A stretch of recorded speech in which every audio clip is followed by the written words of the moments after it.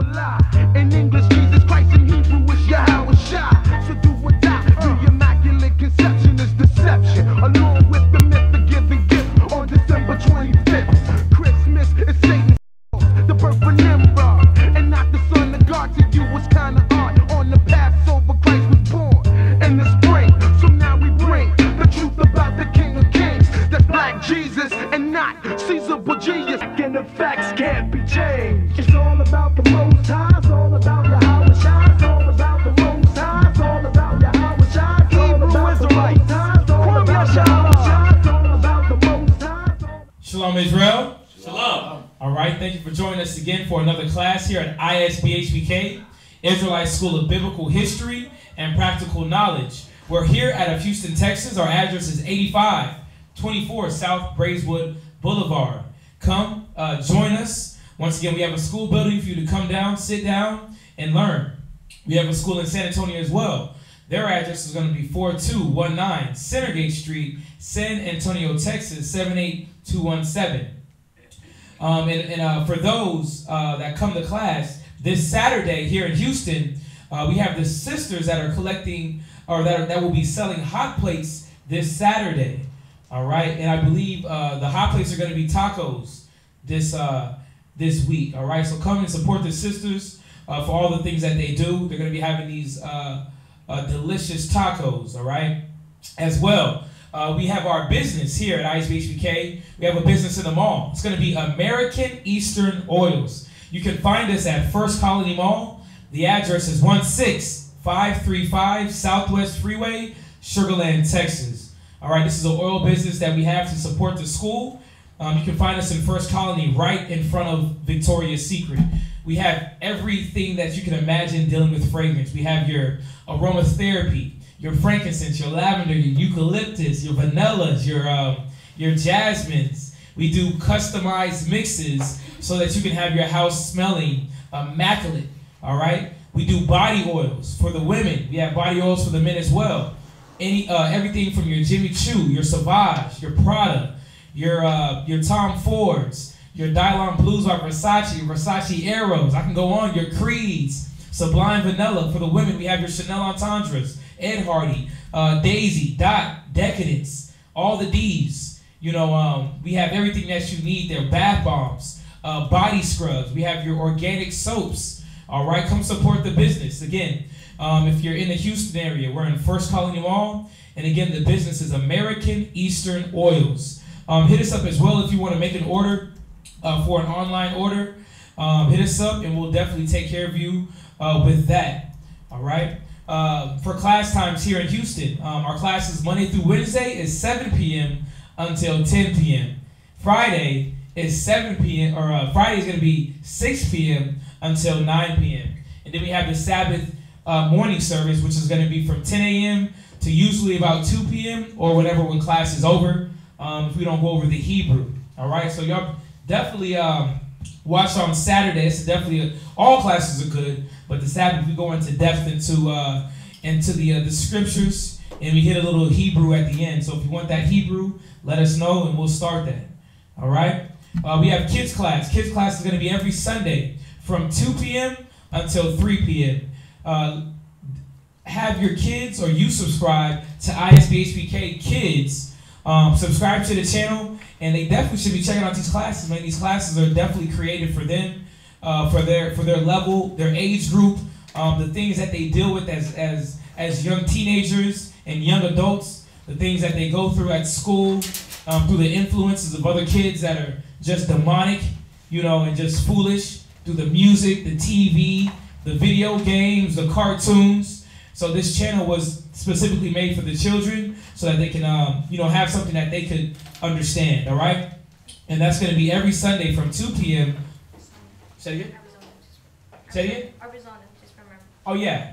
And again, we have brothers out there in Arizona, in Phoenix, Arizona. So if you have anybody out there, they're going to be there for about another week, all right? For about another week and a day, I believe. Hit the brothers up. We got to out there 2 p.m. until 3 p.m. All right? This is every Sunday. We have pre-recorded classes as well on the YouTube, on ISBHPK Kids channel. that you can go ahead and look at those classes on. All right. As for our channel, like, share, subscribe, share. 3 seconds, but it's back on. It's back on. We apologize for the little delay. You know, little technical difficulties, but we're back on. But as for our channel, ISBHPK, like, share, and subscribe. We have a couple channels going on up out there, so if you see them, like, share, and subscribe, share the classes. Listen, we do these classes for our people. If you have family members in need, if you know a topic that is dearly to their soul, that they need it, that they're thirsty, they're parched, send them a class, send them the link, and let them know to watch it, and that let them be edified. All right? As for, we have the ISBHPK cable show coming back every Saturday, 8:30 p.m. on Comcast, Channel 17. So be looking out for that. We have all these different avenues for this word to get out. So once again, that's ISBHPK cable show on Channel 17. Also, we have the Blog Talk Radio. This is with Mashaba out of San Antonio / Albuquerque. You can find him at blogtalkradio.com/Mashaba. And this is going to be Monday. Well, they're trying to get it back normal, but Monday through Friday from 9:30 a.m. to about 11:30, about 2 hours for the show. But even with that, you can actually go to the Blog Talk online, and they have a lot of archive classes as well that go back to the early 2000s, man. A lot of good classes, a lot of good meat, milk, everything that we need to endure this battle. All right, and that's why we do it. And once again, that's Mashaba out there out of San Antonio with all the brothers out there. Shalom. You have you have what's his name? Gamar. Gamar's out there. So we got a lot of brothers out there still doing the work. All right. For those that want to do Israel wear, that if you want your fringes, your vest, your headbands, your tunics, shirts, pants, hit the sisters up on Facebook at Israel wear, and they'll be pleased to take your order. All right, that's going to be Israel wear, and they can do whatever that you may want, an idea that you have, hit them up. These sisters do beautiful handcrafted work with these garments, and support them, man. Support the school, and this is what we do it for. All right. If you need to reach any of the teachers, we have Priest Kazaki at the number 281-707-2737. Again, the number is going to be 281-707-2737. Then we have Priest Kwatazap. His number is going to be 303-557-8979 for any questions or concerns. If it's during class, please text only. Again, please text only. We have a comment box on the bottom where you can actually ask your questions, and we'll definitely get to it upon you inserting it, or whoever else is on there asking questions. All right.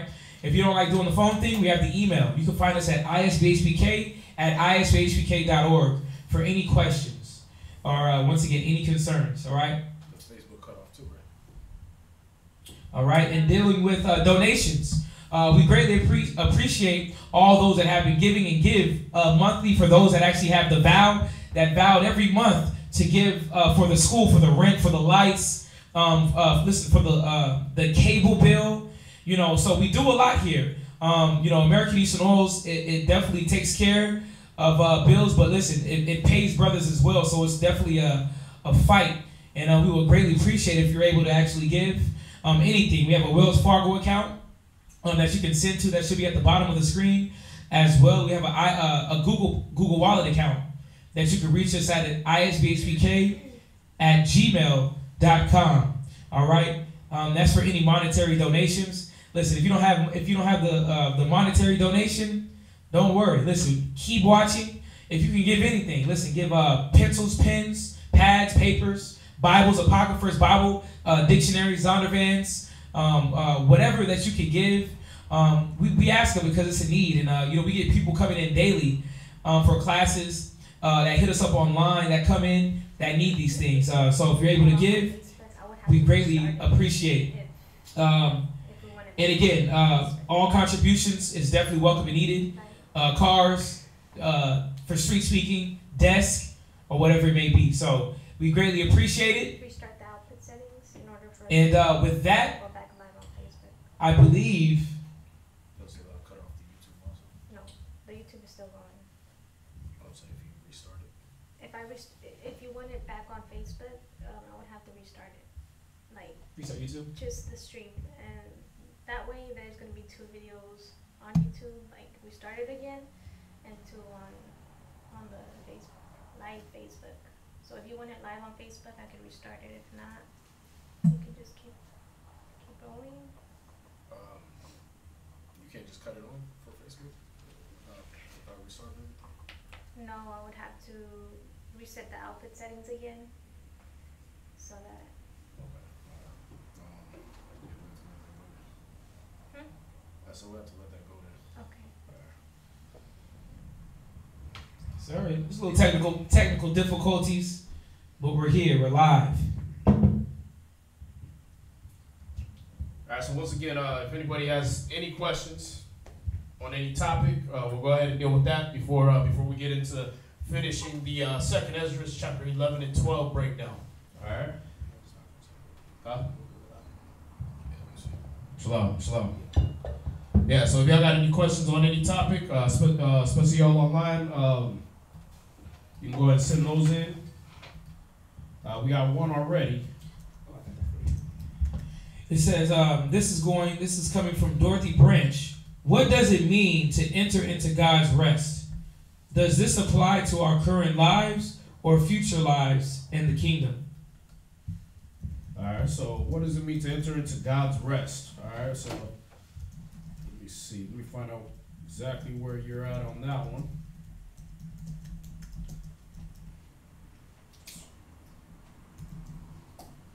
Looks like we're going to Hebrews.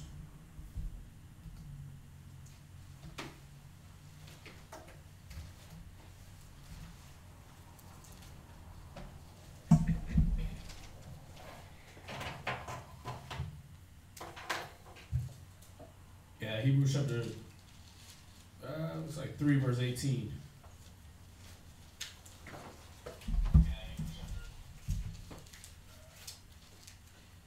Hebrews chapter 3 and verse 18.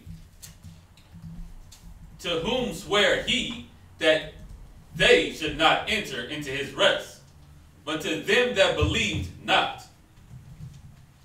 Right, so what I want you to do is, we're going to read up from there.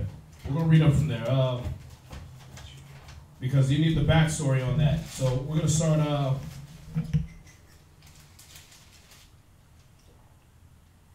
start at verse 12. Verse 12.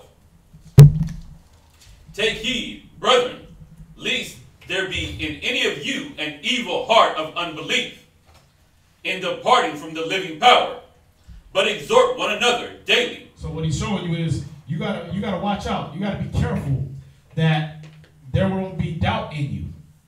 That you start to want to depart from the faith. That you start not believing.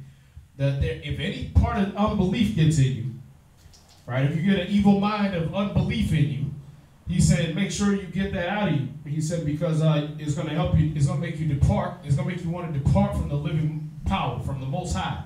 If you get a doubtful spirit in you in these last days, as you see things going on, and you like, dang, my life's going like hell, and I'm looking at everybody else, they living it up. Right. Then you got to get that out of you because the Most High is coming. Christ is coming. So you got to get that out of you because if he comes back and you found faithless, then he's not going to have no part of you. All right. When you read Hebrews 11:6, without faith, it is impossible to please the Most High. So if you get doubtful and faithless, you don't please the Most High anymore. Right. Because, even with that doubtless spirit, it's like we go back to the beggarly elements, what we used to do, what we, even though it didn't work, but it felt good when I did it. Right. Even though it's really not working spiritually, but carnally, just because it toots my horn. You know what? I feel good when I smoke my weed, and I ain't got to worry about what the scripture said and how for me to walk. You know what? I'm gonna stop doing that. Let me go back to the defilement. Right. But right. The dog returned to his vomit. You know what I mean? You go back to that, you start acting like, the truth ain't it no more. That ain't the way to go. I'm gonna go back to Egyptology and witchcraft and everything else all that weak beggarly elements you were doing in the world. None of that stuff has saved our people ever. Why go back to it? Right. Y'all see that? Got it. So what he's showing you is watch out that mind get in you. All right, so you got to be careful with that. You got to make sure that you're on top of studying your scriptures. You got to make sure you're constantly praying, constantly fasting, and being vigilant, as it says in be sober, be vigilant. Yeah, 1 Peter 3, Nate. He said that in 1 Peter, he said, be sober, be vigilant, for your adversary, the devil, walks about like a roaring lion, seeking whom he may devour.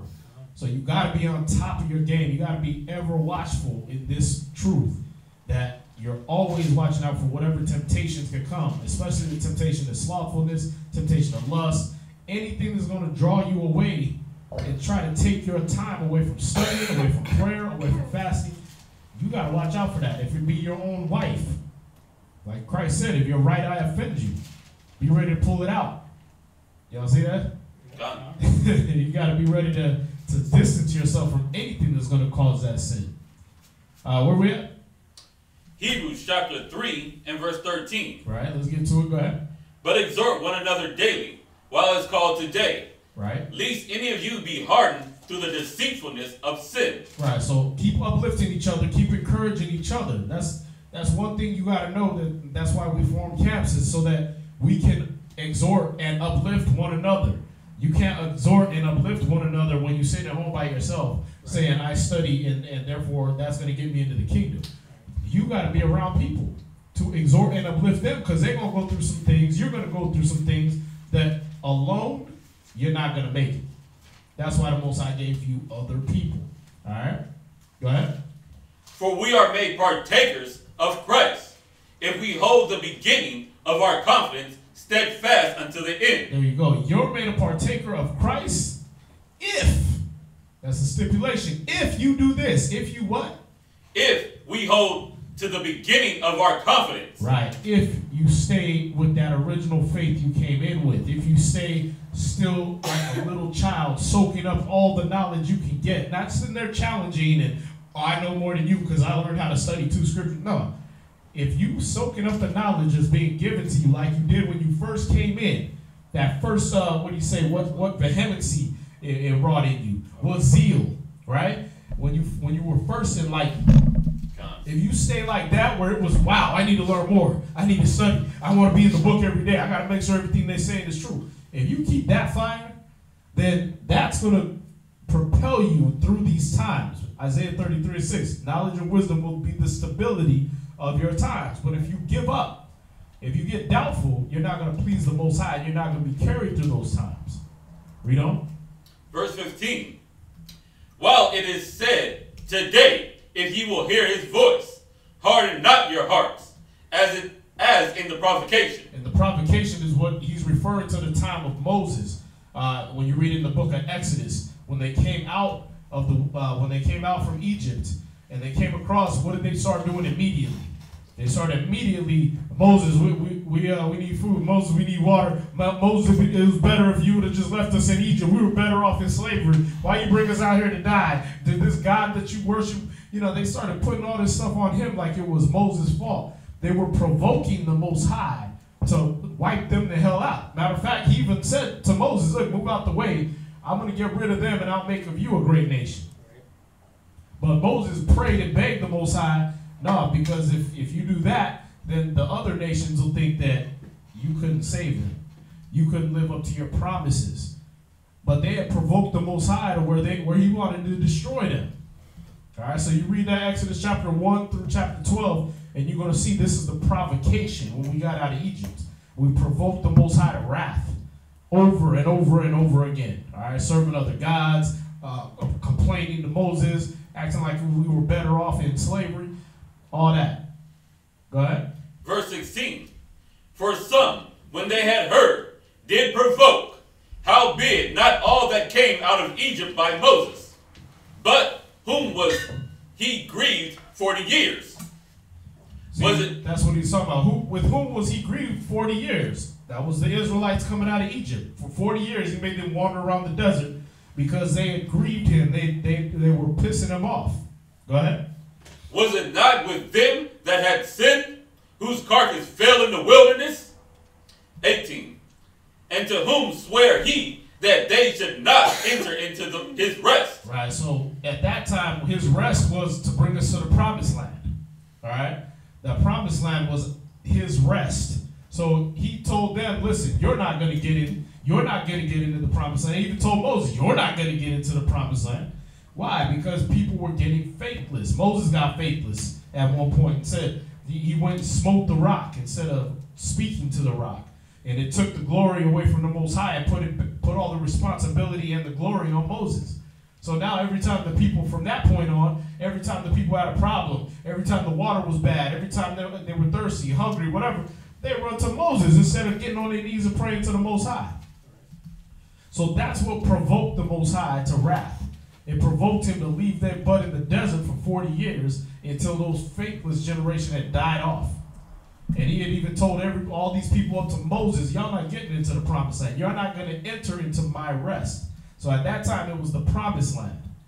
But what this scripture is, as we go on into Hebrews 4, what that scripture is warning us about is that you do the same thing they did, and therefore you don't end up entering into his rest, meaning this future rest he's got for us, that he's going to provide for us by getting us out of here, out of America, out of this land of oppression. But read on. But to them that believed not, verse 19, so we see that they could not enter in because of unbelief. See, they couldn't enter in because of unbelief back then. Where you at now? That's the end of the chapter. Give me chapter 4, verse 1. Hebrews chapter 4, verse 1. Let us therefore fear, lest a promise being left us of entering into his rest. May I start from the top? Go ahead, please. Let us therefore fear, lest a promise being left us of entering into his rest, any of you should seem to come short of it. So now he's not talking about, Paul's not talking about here entering into the promised land, because that was hundreds of years ago. Right. So what rest is he talking about now? He's talking about the future rest the Most High is going to give us from this nation, from this last captivity. So he's saying, listen, we got to fear and be on our toes, because we want to be able to enter his rest. Out of this captivity, out of this bondage. We want to be able to get into that rest he has promised for us, that new promised land. Read on. For unto us was the gospel preached. Right, see, if we don't stay faithful, if we get into faithlessness and doubt, we can fall short of that rest that he has waiting for us. Give me Micah 2:10 real quick. We can fall short of that rest that he has promised to us, that he was going to bring us out of this bondage and slavery captivity. God. You got it? Yes, sir. Micah 2 verse 10. Read that. Micah chapter 2 verse 10. Arise ye and depart, for this is not your rest. See, arise you and depart, for this is not your rest. You got a lot of people trying to act like, we gotta reinstitute the Sabbath and sit home all day on Saturday because that's what we used to do. No, we never did that, for one. You don't know the laws of the Sabbath. Two, this is not our rest. This place here, get off your butt, get to work. Get off your butt, go teach, go feed somebody, go feed your people. Because if you can watch the news every day and watch our people getting killed in this society that they slave for, we do all the work in this society, so-called Negroes, West Indians, Haitians, Mexicans. We do all the work in this society. They still got the nerve to, for one, call us minorities. Two, they take a fifth-year check out for taxes to feed their system, and then they use the tax dollars you pay to their cops and kill you with those cops. You paying for your own destruction. So if you really can watch the news every day, if you can really sit here and walk down the street every day, if you can drive your car and that red and blue light in the background don't freak you the hell out, you're out of your damn mind. So that's why because you got people comfortable with this. You got people comfortable in this society, man. Like, oh, I'm living it up. I got me a good job. You know what I mean? I got me a girl. I got my things. I got everything I need, and they don't give a damn about their people, man. But what's the problem with that is that means that nobody's standing up, man. This country gives you just enough to pacify your little wants and your desires. They give you just enough of a paycheck to get your Jordans, get your little house, right? Get your food, get your little fast food and fill your belly. You can save a couple dollars. Yeah, and meanwhile they're killing you. Meanwhile they are killing you, and you too blind to see it. Why? Because you're comfortable. They put the little pacifier in the baby's mouth, and the baby forgot that the baby's naked. You got your little theta in your mouth. You got your little bit of sugar put on the tip of your tongue, and you forgot you was butt naked and poor and wretched, like the scriptures told you were. Pitiful, poor, blind, and naked. You forget all about your people. You get one little chick, man. She give you some sugar, man, and then you forget all about the problems of the world. You forget all about your people. You sit back and get comfortable, man. Most High said, watch out that doesn't enter into you, that you don't leave off, or that you leave off the work He set for you to do. Ephesians 4:1. Read where you're at. Read that again. Micah 2:10. Somebody else get Ephesians 4:1. Read that. Arise ye and depart, for this is not your rest. See, this is not your rest. This is not the place that the Most High intended for you to chill at, man. This is not the place where the Most High intended for you to lay your head at. This is the place where we got to work until we get out of that captivity. We got to feed His sheep.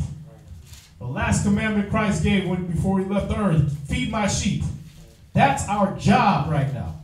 We got a job to do. It ain't for us to sit around thinking this is where, Jesus loves me. He gave me a Hummer, so I'm good now.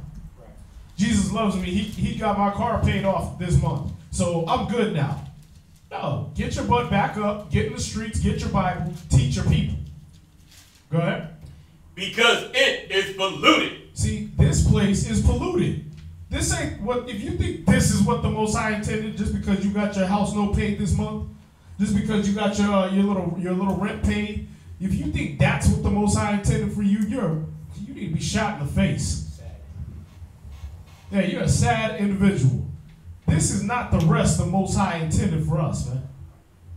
Read on. It shall destroy you, even with a sore destruction. Hold that. He said it's polluted. This place is polluted. It's disgusting, it's filthy, it's polluted. He said it will destroy you. So don't be fooled. Don't be fooled that you're, I'm part of the system. I'm a cop. I got a city job. I'm going to make it. No, you're not. When Christ comes, He's going to cut your damn head off right along with everybody else. This is not your rest. This is not what the Most High intended for you. To be some slave for the system, to be some homeborn slave according to Jeremiah 2:14. This is not what the Most High intended for you. Go ahead. You finished? God. I was just thinking, even with that, about how we pacify through TV, drugs, food. We have no love for each other because, right now, I think they're Guatemalans. Guatemalans is trying to hit the border. They're trying to bypass Mexico and come into the U.S. But Trump was like, listen, I'm closing down all borders. Y'all can't come up in here, man. Think about it. These individuals are trying to come to a country that they're treated like animals to get away from their problem. You know what I'm saying? But our people don't even think about that. We don't even see their struggle. Why? Because we're so much involved in our own lives. We're so much involved in my household, my finances, how I feel, how my wife feels, not knowing that, it's time to get our people's mind right, man, so we can get up out of here. Like I said in the scripture, it was a polluted land. Yep. But individuals are still trying to run to the land of milk and honey. It ain't even milk and honey. It's almost like it's an illusion. Well, let's see what it is. Go to Isaiah 28:7. Let's see what our people fell into, man. We're gonna read Isaiah 28 verse 7, and we're gonna go through. We're gonna read to verse 13. Help me out, Mark. Isaiah chapter 28 and verse 7. And this shall be a sign unto thee from the Most High. So let's see what our people are caught up into. What verse you at? No, 28 and verse 7. Yeah, start at verse 7. Yeah, that was verse 7. No, 28 verse 7. Isaiah 28 verse 7. Oh, slack it. Isaiah chapter 28 and verse 7. Come on. But they also have erred through wine and through strong drink. So our people are messed up. They have erred. They have erred through what? Through wine. Through being intoxicated with the society, man. Y'all in love with everything the society do. Ooh, butt injections. Let me go get some butt injections and then have my butt freeze off. Right. Like, what's that, Michelle K? Or what's her name? She did that. She did the butt injections and her whole butt turned black. But let me do that because Instagram models are getting they're looking better than me. So let me get butt injections. Your butt cheeks just blow up on you. Right. Internal bleeding. Let me go do whatever the society says is okay. We erred through being intoxicated with America and her ways, man. Go ahead. Strong drink are out the way. Right. We're through wine and strong drink. That represents the intoxication, the us being intoxicated with everything America gives us to drink, man. Everything they give us, we get drunk off it. Oh, you know what? I can't just have beauty products. I gotta have a beauty filter on my phone to beautify the stuff that the beauty products that I just spent all my husband's money on didn't beautify. And then when the filter flies off and they see my real face, you know what I mean, the dragon that's underneath, I gotta go ahead and justify that with like 20 posts about how niggas ain't nothing. And if you ain't making $1,400 a month, then you shouldn't even be talking to me anyway. Nigga, it's gonna cost me $1,400 a month to get that off your face. Right. To find the real you. If there is a real you, right? And that's not just against women. You got the men intoxicated with everything they see on Facebook, YouTube, Snapchat, Instagram, everything else. Right. They want a fat booty, a flat stomach. Come on, man. Like I said it the other time, man. You got brothers going to the gym so they can look intimidating against other niggas and keep their women from getting raped and keep their kids from getting raped. And you got women going to the gym so they can look like people that need to get raped. Yeah. They go to the gym in they damn pantyhose. Oh yeah. With a bra on, yeah. with a camel toe, no drawers on underneath. Nipples just popping through. Right. And all they working out is their ass. That's all they working out. True. Glutes. They ain't working out nothing else. You ain't learning Taibo no more. You ain't learning how to fight no more. Remember, at least Taibo had you punching the nigga in the throat so he couldn't get at it. Right. Now they go over there, they on the damn glute machine all day. Right. They got the bands on all day with some pantyhose on like, yeah, if anything comes down, I'm just going to have to mule kick the hell out of him because otherwise I ain't going to be able to push him off me. I ain't going to be able to headbutt. I ain't got no other muscles other than my glutes. That's what's going on with the world today, man. And everybody's okay with it. We're all just intoxicated and drunk off it. We love it. That's the norm. Yeah. Niggas is falling for it. Like, you forgot she ain't got not a dime in her pocket. The only thing she could afford was some $10 leggings and came to the gym. Right. Ooh, actually, no. She got the $1 fake eyelashes that they got now. She went to the dollar store, got the fake eyelashes. Yeah. And you got all buff and swole and stamina increased so you can hit it better than her nigga that she already got or the 8 niggas she already got. For what? So you can pay her bills the rest of her life? Right. Pay for the baby she get because she worked her little inside muscles real good and pulled the condom off? Ooh, the Kegels. Because that's all the workouts they doing, man. To look like I need to get pregnant, but then all they do is walk around telling niggas no. Right. Nah, you gotta make this much to hit this. Like, nah, that ain't what my homeboy said. And his homeboy. Y'all see that? But we're intoxicated with this stupidity, man. We go and believe everything Esau fed us from the time we were born to the time we die, man. And if a brother come tell you the truth, oh hell no. It's World War III on him. That's when people want to go to war. Like, Esau lied to me my whole life. Esau took my check. The white man took everything from me. They ready to take my kids if they miss more than one more day at school. But as soon as a brother come tell me the truth that he got as much melanin as me, what am I going to do? Oh, hell no. We going to fight. I'm going to fight you in the street. Like, are you serious? You don't want to fight the white man for raping your kids, for setting up religious institutions where they can rape your children. You ain't said one word about it. You ain't made one post. Not so much as a post. Right. But we go out in the street with a Bible and your ass want to knuckle up? You gotta be out your damn mind, man. You're intoxicated. You're drunk off your ass. Go ahead. The priests and the prophets have erred The priests and the prophets are like this. Go ahead. Have erred through through strong drink. They all intoxicated with it. You got the big fat ass TD Jakes dressing like the damn Migos. He just preaching a sermon now just so he can get another Louis Vuitton suit. Just so he can get another Gucci belt. Right. Like he like the same rappers you've been dancing to at the club. Right. Ooh. There's one of Joe Osteen's pastors, the brother, man, the Judite brother that's teaching over at Lakewood. He got his own church, but now he's Justin Bieber's personal pastor now. You can find him on Hollywood Boulevard taking pictures with distressed Justin Bieber. Wow. Yeah. Wow. He doing my mama don't like you to remix. Right. Get out of here, man. Where you at? This is what it's talking about. They're intoxicated. They've aired through strong drink. Even your pastors and your preachers have done this now. Go ahead. There he is. They are swallowed up of wine. They're swallowed up of wine, man. They drowned in this system, man. Go ahead. They are out the way through strong drink. Mm-hmm. They err in vision. Go ahead. They stumble in judgment. They lie when they give you a vision. Oh, I have dreamed. I have a dream that little white boys and little black boys are walking down the street. Like, get out of here, man. That wasn't the Most High's dream. He said, be you separate. He said he separated the nations. What the hell are you talking about? That's why they shot you. That's why he rebutted what he said. Right. Go ahead. For all tables are he full. recanted. He said, I fear that I've integrated my people into a burning house. That was your great leader, Martin Luther King. Yeah, you realize he messed up, man. The Most High didn't send him with that vision. Go ahead. Verse 8. For all tables are full of vomit and filthiness. See, he said this place polluted. It's not your rest. All the tables, everywhere you eat is full of vomit and filthiness, man. You eating food that's filled with pork and baby feces, baby embryos and stem cells and everything like that. Every table is defiled, man. You could be the veganest vegan on the planet. You still defiled. Go ahead. So that there is no place clean. There is no place clean. Go ahead.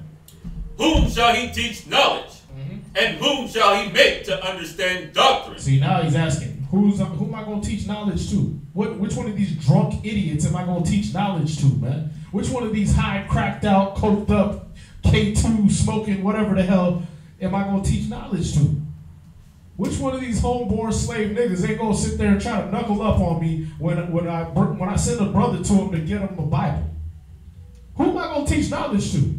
Go ahead. Them that are weaned from the breast. I got to get the young, man. I got to get those that are weaned from the breast. The ones that have been crying out for me since they was day one. Since they came out the womb, they was like, oh, hell no. Nah. This is not the place for me. Is this what you sent me down here to this? He wants them. Those Ezekiel 9 and 4 types. The ones who've been sealed by the Spirit. Go ahead. Them that are weaned from the milk and drawn from the breast. Go ahead. For precept must be upon precept. And that milk represents the scriptures. The milk is representing the doctrine of the scriptures. Those ones that are accepting that basic doctrine, man, those are the ones I want. Those ones that ain't sitting there arguing, the Trinity though, God loves everybody though. No, Jesus was black, he was white. My preacher told me. He don't want you. He don't want you if you just around to argue. If you think you know. If you ain't gonna read the scriptures, then he don't want you. That's why he said, those that are weaned from the milk, drawn from the breast, man. That milk represents these scriptures and the basics of it. He said, the ones weaned from the milk, drawn from the breast, go ahead. For precept must be upon precept. So we're seeing he's talking about precepts. He's talking about the doctrine. Go ahead. Precept upon precept. Right. Line upon line. Line upon line. Go ahead. Line upon line. So you got to read that Bible straight through, context. Go ahead. Here a little and there a little. You also got to read it here a little and there a little. So you can't just read it as a novel and think you got it. You got to be able to connect those precepts together, those lines together, and be able to say, okay, how do I prove Christ is black? Oh, Revelation 1 and 1, Revelation 1 and 2, Revelation 1 and 13. Oh, you don't get what 13 is talking about 7 candlesticks? Go to verse 11. Go to verse 20. Oh, you don't understand why his eyes were red with wine? Let's go to Genesis 49 and 12. Let's go to Matthew 11 19. Oh, okay, now let's hit back in Revelations 1 and 14 and 15. And if you still don't understand Christ is black, I don't know what to tell you because all we did was read the Bible. See, those that are weaned with the precepts, they're able to connect those scriptures together. It's not just going to come to you like a novel. So what we're learning is that he's saying he's going to feed this nation, these people, with precept on precept. That's what he's talking about. He's talking about the scriptures. Go ahead. Verse 11. For with stammering lips and another tongue will he speak to his people. See, he's going to have to hit you with those different scriptures. Boom, boom, boom, boom, boom. Stuff you never spoke that language before. Go ahead. To whom he said, this is the rest. This is what? This is the rest. All that precept on precept, line upon line, the scriptures is the what? Rest. This is the rest. This is what he's talking about, that he's saying you got to be careful you don't enter into his rest. Because if you get faithless, you stop having faith in what? The scriptures. The book. You stop having faith in what he promised you in writing. And then you say, no, I don't need that, man. That's a white man's book. You know what? I don't believe all that because if it was going to happen, it would have already been happening. Or if it was going to happen, how come it ain't happening for me? Because you ain't learned this book yet. This is the rest. This book, the Bible, is the rest. Go ahead. Wherewith ye may cause the weary to rest. Go ahead. This is the refreshing. And this is how you refresh your spirit every day. This is how you splash that cold water on the face of your spirit, man. That's how you do it. This is it. The Bible. Yeah, and everybody likes to, I have my phone. Oh, you got to read these pages, man. Right. Reading, you actually apply your brain to actually looking and understanding rather than just looking at your phone. We can just hop to Snapchat and Instagram with it. Nah, the Bible, you have to read physically the Bible itself, man. There you go. This is that rest. Go ahead. Yet they would not hear. But they wouldn't what? Not hear. What was Israel's problem? Not hearing. Why aren't they going to enter into that rest? They would not hear. Because you won't hear. So when he says this is that rest, fear that you may labor to work and get into that rest, this is what he's talking about. That you be able to get into them scriptures and find ease. Right. Like Christ said, my burden is light. My yoke is light. This is that rest you're going to get. This is the refreshing. And if you don't stay on top of your game, you will not get into that rest. You will not get, and by the rest, we mean all the things you're reading in the scriptures, the promises. You won't get those promises. Right. That rest is the promises he promised you through the scriptures. But what? We won't hear, man. We don't want to listen. You finish that? Come. Let's 113 too. Yeah. Verse 13. So what is that rest? Read. But the word of the Lord. What is the rest? But the word of the The Lord. rest is the word of the Lord, Christ, which you read about in the book, St. John 7:38, right? Search the scriptures, and then you think you have eternal life, but they are they which justify me. This is the rest. This is Christ. You want that rest that you were offered by Christ? Christ is the word. What is the rest that wherewith you may cause the weary to rest? Read it again. But the word of the Lord. The word of the Lord is the rest. Read on. Was unto them precept upon precept. Right? Precept. And how was Christ? How was Christ when he came to us? Precept on precept. Isaiah always said, Elijah well said to you, Abraham told about my coming. Moses talked about me. He was on there precept on precept. Did not David say this? Well, if David called him Lord, how then is he his son? Psalms 110:1. He was hitting a precept on precept on precept. That's how you know Christ is the Word. Besides St. John 1:1, right? The Word of the Most High was on them precept on precept. These scriptures are on you precept on precept. This is the rest. Christ is the rest. I need that scripture, man, where Christ said he's the rest. Where he's talking about my yoke and all that. Go ahead. Precept upon precept, line upon line, line upon line. Here a little, and there a little. See, he was here a little and there a little. They didn't understand nothing he was saying. Why? Because he wasn't reading it to them like a bedtime story like the Pharisees were doing in the synagogues. He came with one having authority. This is what that scripture means. Look, tie it with this scripture. Hit this scripture. See, I got proof by using these scriptures. He was on there precept on precept. That is the rest. Christ was the rest. What you got? This is Matthew chapter 11 and verse 28. Matthew 11 and 28, it says, "Come unto me, all ye that labor and are heavy laden, and I will give you rest." There it is. Christ was that rest. This is the rest that he promised us. So we got to fear and labor to enter into that rest that he promised us. We got to labor to enter into these scriptures and get that rest and that refreshing. Y'all see that? Gone. All right, give me that Ephesians 4:1, and then we'll see what other question we got.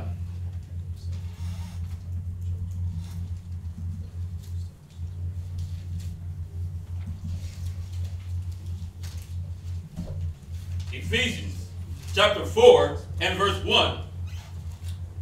Read that. I therefore, the prisoner of the Lord, beseech you that ye walk worthy of the vocation wherewith ye are called. See, we got to walk like we prisoners of the Most High. We got to walk worthy of that vocation wherewith we were called. We got a job to do. Ain't no Sabbaths right now. We got work to do. What he said in St. John was it St. John it was 15. He said, "My Father worketh hitherto, and I work." We got work to do. This is not your rest. Arise you and depart out of the ways that America taught you. Oh, you get a day off. You get to chill. No, you ain't no days off in Israel. Right. And the sad part about it, the days off, you spending the money you ain't got. Right. You going out buying burgers and fries, and the next week you're like, God damn, I ain't got money for the light bill. Now I gotta, so it's better to work anyway. Yeah, that's how intoxicated we get with this system, man. That's how intoxicated we get with this system, man. So we think, oh yeah, well, whatever they say is a day off, that's my day off. And the way they say to do a day off, that's my day off. So I'm gonna spend it before I got it. I'm gonna go live it up until I die. Right. What about teaching your people? What about uplifting your people? What about getting them out of bondage, slavery, and captivity? Oh, well, y'all said Jesus was gonna do that. He told you, get up off your butt, arise and depart. Get up. Right, he said, cleanse the leper, man, heal the sick. There you go, Isaiah 58, down 13 down. That's what you're supposed to be doing, feeding the sick. This is not your rest. This is the time where you got to do the work of the Most High, man. So we can labor to get into that rest. What was that you had? You finish that? Come, unless you want a verse 2. No. Give me Job chapter 23 and verse 11. Job 23 and verse 11. Because we're understanding about this rest, but we have to implement things in our lives that have this rest. And that's follow the Bible, read the Bible, understand what the Most High, by Hashem Yahweh Shai, Christ, is telling us to do to have that rest. See, because the world ain't giving us rest. The world is giving us distress. It's giving us we're mentally distraught. One day we wake up, we want to cut ourselves. Because why? We're not in a rest. We're in mayhem. The world is mayhem and chaos. It's like that movie Constantine. When Constantine came out the door or came out the house, wherever he was at, and went to the road, everything was just dark. No. It was actually whenever he went into hell. Hell was just this fiery road, and things were just dead. That's how it is when we go out these doors, man. When you get off from the computer screen, when you come out of class and go outside, that's how the world is. The world is dying because they're not abiding by the Most High. They don't have rest. Read where you at. Job chapter 23 and verse 11. And this is how you find rest. Read. My foot had held his steps. Yeah, you're supposed to hold the steps that the Most High has given you. He called you, like the scripture says in Ephesians, as a prisoner to wake up his people. You're supposed to hold your steps in doing what you were ordained to do. Read. His way have I kept. He did what? His way have I kept. See, his way has he kept. He hasn't tried to do as the old man. Let me go back to my old rest, how I feel like I want to rest. You know what? On Sabbaths, I'm going to have my bowl of cereal, my bowl of Reese's Puffs, watch me some Netflix. I'm going to take me a nice nap. Then I'm going to get up and have brunch with Billy. Nah. Cold foods only because I don't want us to start a fire. Right. Stop it. That ain't rest, man. Read. And not decline. And did what? And not decline. See, the thing about it is that a lot of us, we like to decline what the Most High is trying to give us. You decline your own rest. You the one causing your own problems in your household. You the one causing yourself to not enjoy the things that the Most High, the small enjoyment that the Most High give you. And that's his Bible, man. That's the comfort in these scriptures. It says they did what? And decline and not decline. Yeah, man. You're supposed to not decline what the Most High has given you. what the pastors are giving you, what your husbands is giving you. You're not supposed to decline it. That's why you looking have just got anxiety, depressed, malnourished, overnourished with Whataburger. Come on, man. Read. Verse 12. Neither have I gone from the commandments of his lips. Yeah, neither have he gone back. This is Job speaking, man. This is how you stay in that rest. That's why Job was able to be in that state of mind that he was during this trial that he went through. He had rest because why? He was leaning upon the scriptures. He didn't step back. He continued in doing what the scripture said. See, but most, I'm going to do it my way. I feel like this. I feel like I should have done it this way. I don't need to listen to what you're saying. See, that's why you ain't got no rest, man. Read.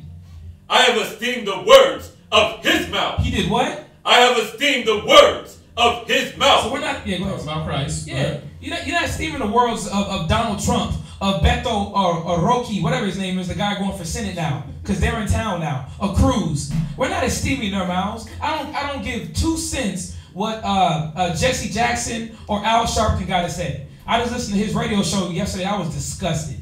It is garbage. We're not esteeming the words of this non-resting place, man. We're esteeming the words of Christ from the Father. Read. More than my necessary food. Yeah, more than my necessary food. He needs the word more than he needs water, because we do. Listen, food gonna come. It says that that the birds gave food to who's that? Ezekiel? Was that Ezekiel or Isaiah? Elijah. Elijah.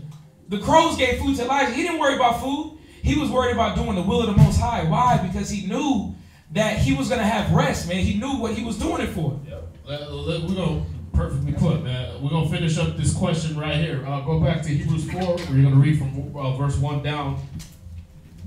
Is it connected to it? Hebrews chapter 4, verse 1. Let us therefore fear, at least a promise being left us, entering into his rest. Any of you should seem as to come short of it. Right, so we got to keep working. Otherwise, we're going to fall short of that rest. So you ask the question, what is that rest? What is God's rest? It's going to tell you in Hebrews 4. Go ahead. For unto us was the gospel preached, as well as unto them. See, unto us was the gospel preached as well as unto them back in the wilderness. Go ahead. But the word preached did not profit them. See, but the word preached. What is the rest? The word. It did profit them. Why? Because they was just looking at the carnal. They was just, okay, kill a goat, kill a sheep, got it. That's what I'll do. They weren't getting what they were supposed to change here. What they were supposed to change here. They just, okay, I'll just kill a goat. No, stop sinning. Go ahead. Not be mixed with faith in them that heard it. See, it didn't get mixed with faith and belief in the Most High. It didn't get mixed with faith in the Most High and his ways and what he wanted done. So since it didn't mix with faith, it was just carnal. Okay, I'll just get myself circumcised on the 8th day. Let me make sure I don't eat pork, shrimp, crab, and lobster. And then I'm getting in, right? No, you got to love the Most High with all your heart, mind, and spirit. You forgot that. That's why Christ had to come back thousands of years later and remind them. Love the Most High with all your heart, mind, and soul. Love your neighbor as yourself. That's where all the commandments hang, man. Those ain't new commandments. Those are the first original commandments before the 10 even started. I'm the Lord God that led you out of that land of Egypt. You shall love me with all your heart, mind, and soul. He said that first. Before thou shalt not steal, kill, the covet, and all that. Go ahead. Verse 3. For we which have believed do enter into rest. See, we which have believed do enter into the rest. Why? Because we believed. Believe what? What do we believe?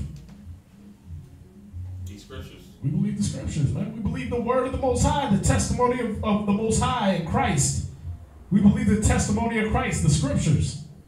Go ahead. As he said, as I have sworn in my breath, if they shall enter into my rest, although the works were finished from the foundation of the world. Right, see, he had already finished everything he was going to do. So what rest is he talking about? He talking about the 7th day? No. Watch. Read. Verse 4.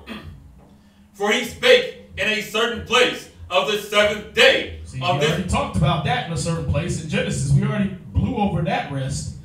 He already gave us that rest in Exodus. The Sabbath day is the rest, right? So that ain't the rest he was talking about. Otherwise, we'd already be in. He already talked about the Sabbath day. Read.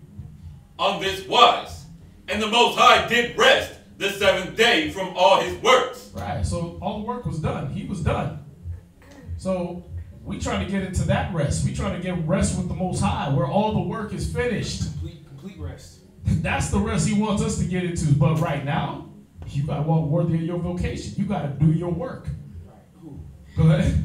Hold on. We got to get through this, man, because we still got to hit this class. And in the place again, if they shall enter into my rest. Right.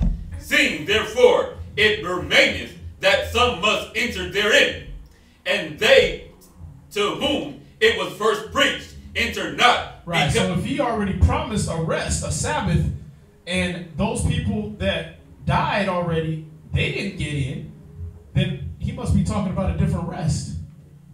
He must not have just been talking about the promised land, because we still have a chance. He still promised us a rest. Us that believe, he still promised us a rest.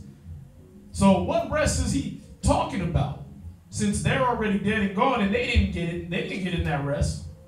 And we're still here and we still got a promise of a rest, meaning a future tense. That rest hasn't passed yet. What's the rest? Let's go. Because of unbelief. Right, so they didn't get it because of unbelief. Go ahead. Verse 7. Again, he limited a certain day, saying in David, today, after so long a time, as it is said, today, if you will hear his voice, harden not your hearts. Right, so he already said it in Genesis. Okay, listen, y'all can get into my rest. What rest was that? Oh, it must be the Sabbath. He must be talking about the Sabbath. No, let me skip ahead a few thousand years. Let's go to David. Hey, David, you can enter into my rest too. Really? So this rest ain't past. This is the future rest. I want that. That's what David said. That's what David worked for. So that rest ain't past. But the Pharisees, the Sadducees, the Israel at the time of Christ, they didn't understand that. That's why Paul's having to go back and tell them, listen, that rest is not been here yet. You got idiots on Facebook talking that madness, man. We already been through all that. We're just in hell now. Damn. Trying to take hope for people. If that ain't a white man's doctrine, man, you can't tell me nothing is, man. Right. They trying to take hope away from Israelites now by saying all this is already passed. The Messiah already came. We're in hell now. The judgment already passed. Yeah, do what you want. That's what they ain't looking at. The people are going to take it that way. That, oh, you know what? Then since we're already here, then we might as well just live it up. Better to reign in hell, right? Go ahead. For if Yahushua had given them rest, then would he not afterwards have spoken of another day? See, if that was already given, if it was already passed, he wouldn't talk about another day. He wouldn't be talking to David about another rest. Nah, it would have already been passed. Go ahead. There remaineth therefore a rest to the people of the Most High. See, there's still a promise of rest to you, to the people of the Most High. Go ahead. For he that entered into his rest, he also has ceased from his own works. See that? Why? Because once you get in these scriptures, you don't go back to doing what you wanted to do no more. I'm not going back to the club so I can be a hoe if I don't read these scriptures and it says I can't do that no more. I'm not going to steal my neighbor's wife if the scriptures already told me thou shalt not commit adultery. Once I get into this rest, hey, damn, man, you mean on Friday night I could just go home and chill? I ain't got to sneak into Keisha's back door no more and try to get out before her husband get home? I could just go to hell home and chill? I could go to class and just sit there and read the Bible and listen to the brothers break it down? I could go learn the mysteries of the kingdom of heaven instead of going and trying to rape somebody? You know what? I ain't got to rob the liquor store on the corner no more. I can just chill and the Most High got me. He'll make everything else work out for me. My rent will get paid no matter what. Yeah. He'll do that for you. So just so you ain't got to go live that life no more, man. Just because you committed yourself to his way, he'll give you that real rest where you ain't got to hustle no more, man. But, you know, a lot of y'all ain't going to know about that because you don't want to sign up and dedicate yourself. Sorry. Yeah, I gotta burst your bubble. It ain't just promised to everybody. If you labor to get into that rest, that's the stipulation. Go ahead. As the Most High did from his. Right. Verse 11. Let us labor, therefore, to enter into that rest. So we gotta labor to enter into that rest. We gotta labor every day, studying these scriptures every day. Was it 2 Timothy 2:15? Study to show yourself approved unto the Most High. You gotta do that every day. Go ahead. Lest any man fall after the same example of unbelief. Otherwise, you're going to fall to unbelief. You're going to stop believing. Why? Because you're not washing your mind daily with these scriptures. So you're not going to believe. You're going to lose your vision. Without a vision, where no vision is, the people perish. Proverbs 29:18. You ain't got it no more. Go ahead. Verse 12. For the word of God is quick and powerful and sharper than any two-edged sword. So what is he talking about? All this time he's been talking about that rest, this rest, his rest, his rest. What is the conclusion? What are we talking about? The word of the Most High. Right back to it. The word of the Most High. Just like he said in Isaiah. He's talking to the whole time. When you ought to know what that rest is, the whole speech is about this word. It's quick. It's powerful. Sharper than any two-edged sword. Why is he jumping from... You know, we be reading it like a novel, and we're like, why did he just jump in and start talking about that? Because it's all related. That rest, his rest, it's the word of the Most High, man. This is the rest. He said it in black and white, right? This is the rest wherewith you may cause the weary to rest. And this is the refreshing. But you wouldn't hear. So what is the rest? Because you ain't understanding? Precept on precept, line upon line. Oh, so that's not some mystical realm that I smoked myself retarded into, and I levitated to the clouds, and my third eye opens up and blinks and winks with my brown eye? No. No. You don't got to do all that. Read the scriptures. That's the rest. That's it. He made it too simple for people, though, man. You know what I mean? You're like, oh, you want to enter into my rest? Here, read this book. It opens like this. What? Oh, wait. So I don't gotta draw a pentagram on my floor with Hebrew writing from the Assyrian demagogues and all that? No, you don't have to do it. I don't have to smoke that? No, you know. I don't have to light bundles of sage and smoke my house out? No. Read the book. Put the sage down.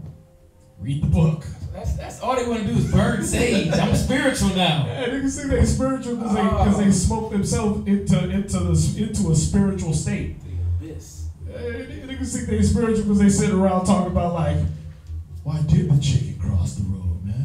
That's deep. No, it's not deep. You're high. Read the book, man. That's all you gotta do. I ain't mad at nobody. I'm just, I'm mad at that mentality.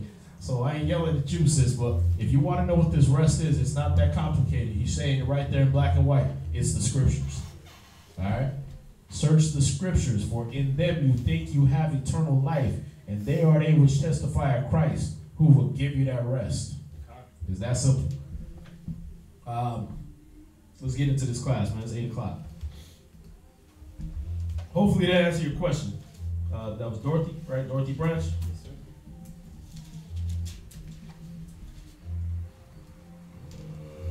I don't know why you don't have connection. That's weird.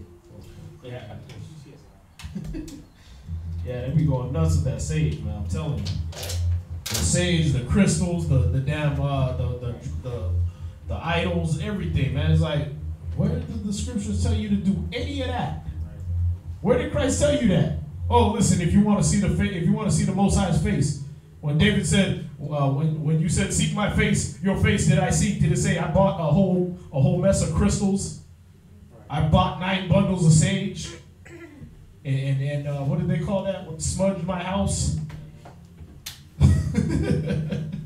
I bought a pentagram and a Ouija board and a tarot cards and these hoes on Instagram, man. I'm telling you, man, if they got dreadlocks, watch out for them. They be having dreadlocks and an Ankh tattoo somewhere. And these chicks are witches, man. And they think they getting spiritual. They're like, I bought on the sage. I got my crystals bathing in the moonlight. Got my pink Himalayan salt lit up. Yeah, my pink Himalayan sea salt lamp. Right? Good vibes only. I am therefore more spiritual than thou art. Like, nigga, there's no, where's that scripture at? Where's pink Himalayan sea salt lamp? What verse is that? I ain't seen it. Where's tarot cards? Where's that at? Where's the book of the dead? Where's all that? You swear you spiritual, reading all these other books, man. We're getting into all this damn witchcraft. You're not spiritual. And it's only them doing it. The men is on the other stuff. They sucking on this woman's parts, her nether parts, this witch's nether parts, and they think that's how they get spiritual. I'm getting in that yoni. Y'all niggas out of your damn mind. Right. Ain't no scripture talking about yoni. Ain't no scripture talking about doing any of that stuff that y'all out there pushing on Facebook and Instagram, man. That's not spiritual. You want to know what the spirit is? St. John 14 and 26. St. John 15 and 26. St. John 6 and verse 63. The words he spoke unto you, they are spirit. They are life. That's it. That's the only way. That's the rest. All right. So hopefully that answers your question, sis, with plenty of scriptures. I love that question. That was beautiful. All right. Yeah, it is disgusting. So let's get to this second Esdras, man. Second Esdras, let's pick up where we left off in chapter 12. So we need some strong readers. We need both of y'all to read strong tonight, all right? For the listeners online. All right, so everybody, I'm trying to remember where we left off, man. You remember? You got it in your notes? I left my other notepad I had with the breakdown at. Jeez. Yeah. I had some detailed notes in there, too. We had finished 11, man. We were at 12. 12. We were at 12, but we were going back and jumping back and forth because if my memory serves correctly, I can get it. I'll figure it out which we were.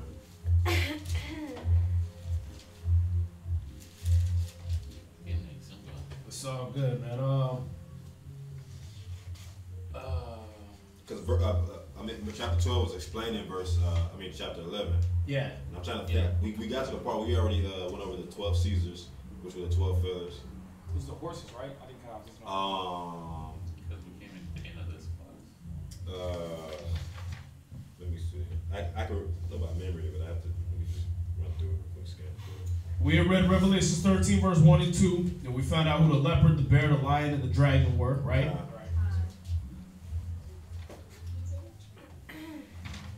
We talked about Pertinax and all these guys. God.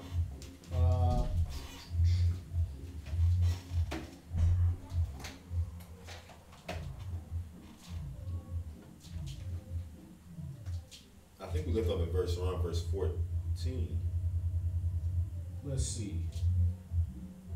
Second Esdras. I got Second Esdras 12 verse 18 right here where it said he was and is not yet is.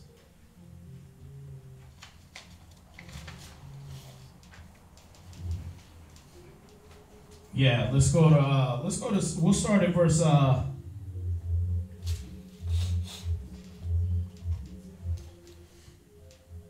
yeah, we had just talked about the symbol of the European Union.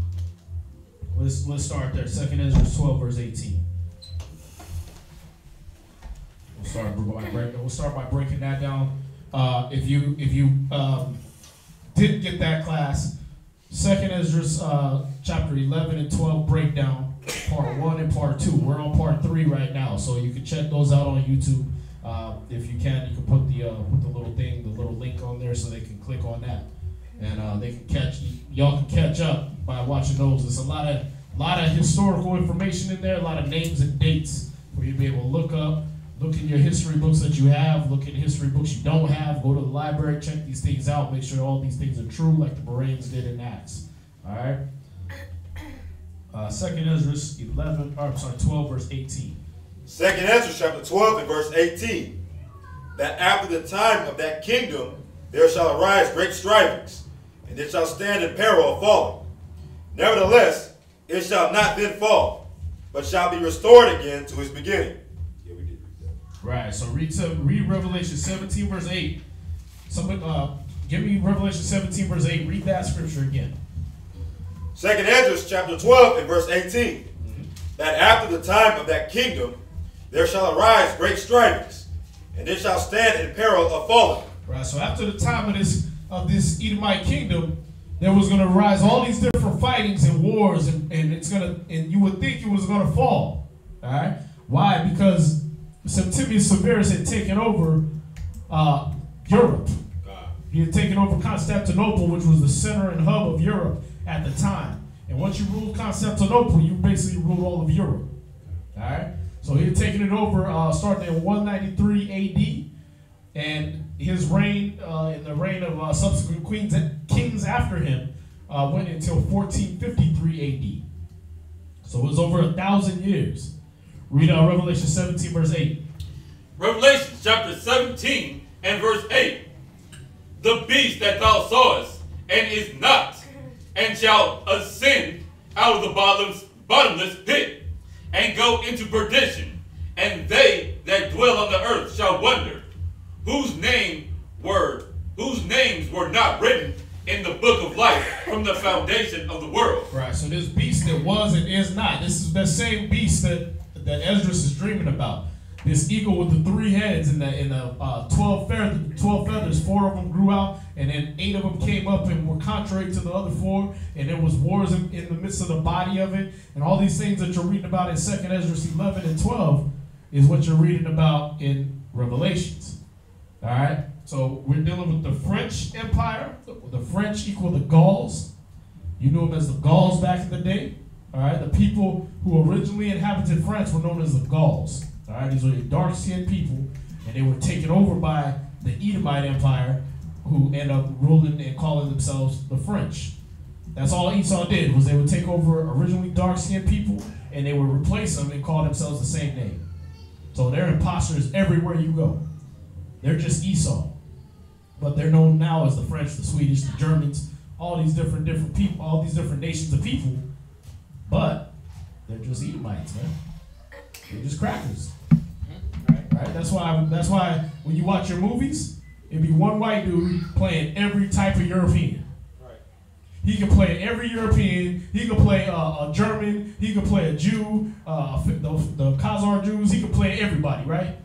The guy that played Sabretooth in the X-Men movies. Right. And then you watch another movie. He's playing a Jewish cop. Then you watch one of the old World War II movies. And he's playing a Jewish dude that's trying to escape Nazi Germany and fight against Nazi Germany. You're like, wait a minute. How you going to play a Jewish dude, Sabretooth, and then go over here and play the Russian dude, and then go over here and play a German over here? Because why? He can play everybody. Why? Because they're all the same people. Y'all see that? God. Like I said, you got one white man. They'll have him play everybody. I'm watching these old movies, these old shows based off of the old times, the Renaissance and all that. The Tudors, what is it? The other one, it was the Tudors, Reign, and all these different shows. And I'm watching each one of them, and it's like, wait a minute, that white boy was on this one playing a Frenchman, but he's over here playing an Italian, and then he's over here playing a Jew again. What? How come they're using the same guy for all these different roles? Because they're the same people. Because either way, he's playing a white boy. He's playing an Edomite. Y'all see that? God. Then they change his accent up. The nigga's Irish on another show. Like Pierce Brosnan. Like, wait a minute. You're English when you was playing James Bond. Then you played an Irishman when you acted like you part of the IRA bombing people. And then you over on this show playing a Russian. How's that work? I'm just playing a white boy. It ain't really a character change. I just switched the accent. And he's believable as all those people. Why? Because that's all of them. Meanwhile, take a brother. Tell him to play an African role. Don't look right. Like, you knew Killmonger. Oh, right. You like, that nigga ain't African. Yeah, he from that tribe. That's why they wrote that whole story different. Like, yeah, he's from the hood. We got Africans for the African roles, but this nigga is from the hood. He's from LA. Because you ain't going to buy him as an African. He's from the hood. All the other people, the bald-headed chick, she's African. When you saw her as African, you was like, okay, there she go. Right? Even though you seen her on Walking Dead and she had the dreadlocks, you didn't know the difference. But when she played African, that's African. She's actually she's a Benjamin. You talking about Michonne from The Walking Dead? Is it? She's Benjamin. Is she Benjamin? Yeah. Oh, Yeah, that's I what I need to look said. into that tree then. Y'all see that? But when you looked at these other people that was in there, man, you was like, wait a minute, no, that's a nigga. That ain't African. You know what I mean? The other dude that helped Killmonger, and then he switched sides because his woman was giving him the guilt trip right in the middle of the war. The one was with the bald-headed chick. Oh, right. He ain't no African. Get out. Right on guy. Yeah, he stood there like, that ain't African either. Come on, Judah. Yeah, right. I mean, these cats ain't African. The ones that was African, you was like, okay, they're African, that's cool. Come on, Forrest Whitaker, cockeye? Damn. Cockeye the Sailor Man? Nah, he ain't damn. He like, that nigga ain't African. Right. Y'all see that? Gone. Why can't we do it? Because we ain't Africans. Just because you black don't make you that. Right. Ooh. See that? But a white boy can play everybody in Europe. Everybody. And be believable because that's them. That's their family. We ain't family with them Africans, man. Go ahead. So again, you had the French, known as the Gauls. Then you had the Belgians. So this is that beast, the French, Belgians, right, known as the Belgian Gauls at this time. And then you have Spain, which was Hispania. All right? This is part of that beast. This is part of that, all that European influence is a description of the beast that you're reading about. You finish Revelations? Live. Go ahead. Revelation chapter 17, verse 8, last precept. When they behold the beast that was, and is not, and yet is. All right. Verse 9. Uh-huh. And here is the mind which hath wisdom. Right, that's it on that. Go back to 2nd Esdras, 12 verse 18. Read that again. 2nd Esdras chapter 12 and verse 18. That after the time of that kingdom there shall arise great strivings, and it shall stand in peril of falling. Nevertheless, it shall not then fall, but shall be restored again to his beginning. Right, give me Revelations 20 verse 1 and 2. Because what you're reading about here is what they call the Renaissance period. All right, so when Septimius Severus took over and we ruled Europe for 1,000 years till 1493 AD, or 1453 AD, then what you saw was a rebirth. They called the Renaissance. And that's where the Dark Ages was over. The Ottoman Turk Empire came down from the Caucasus Mountains. It came down and swept through Europe and parts of what you know as the Middle East and into Northern Africa. And these white people came out of their caves, known as the Ottoman Turk Empire, and they started conquering all these different nations and taking over their nationalities. All right? So this is what you're looking at. That's what they called the Renaissance period. So as they came through conquering these different places, and they conquered Black Europe and took over and reformed it from the Dark Ages, they started calling that the Renaissance. And that's where, when you get books like the Russian icons, and you get books like, what's the other one, man? I can't remember the name of the book, man. Basically, these books where they're repainting all the images, all the famous artworks, and they're changing them from black images to white images to European images. That's why they called it the Renaissance, right? The rebirth. No, it was another one where they were showing. It's like the Russian icons. But when you look up iconography, you'll see all the works you need to know about what's called iconography, which is where they took all our statues, all our beautiful artworks, all of our inscriptions on the walls, and they started painting over them to make it look like their images. So you get the painting of the Last Supper by Leonardo da Vinci.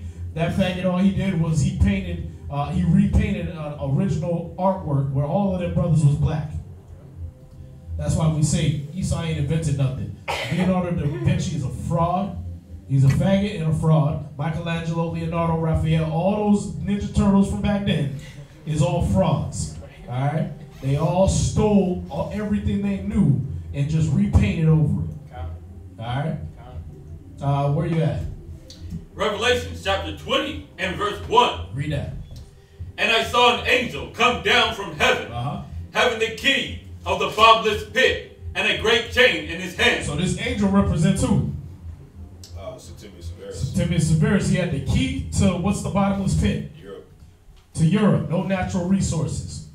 All right. So this angel that John the Revelator has seen is the spirit of Septimius Severus, the spirit that was on him. He had the key to the bottomless pit. That's like saying you got the key to the city, right? You got carte blanche wherever you want to go in Houston because you got the key to the city of Houston. Well, this is saying he had the key to the bottomless pit. He had the key to Europe. He ran that.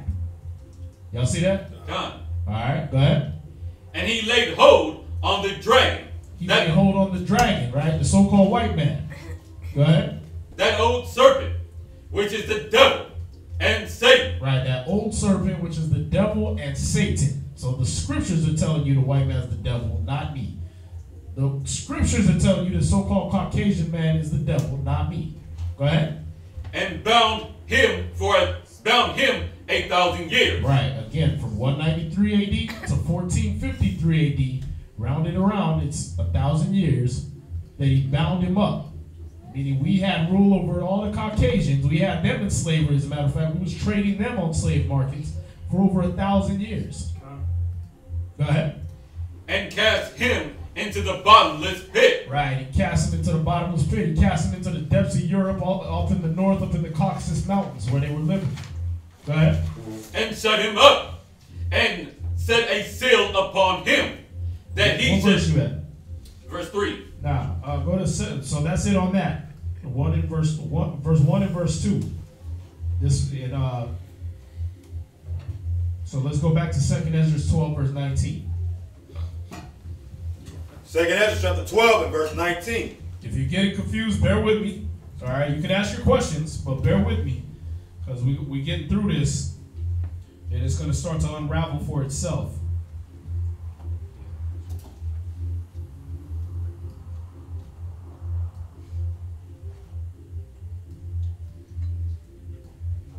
Go ahead. And whereas thou sawest the 8 small under feathers sticking to her wings, this is the interpretation.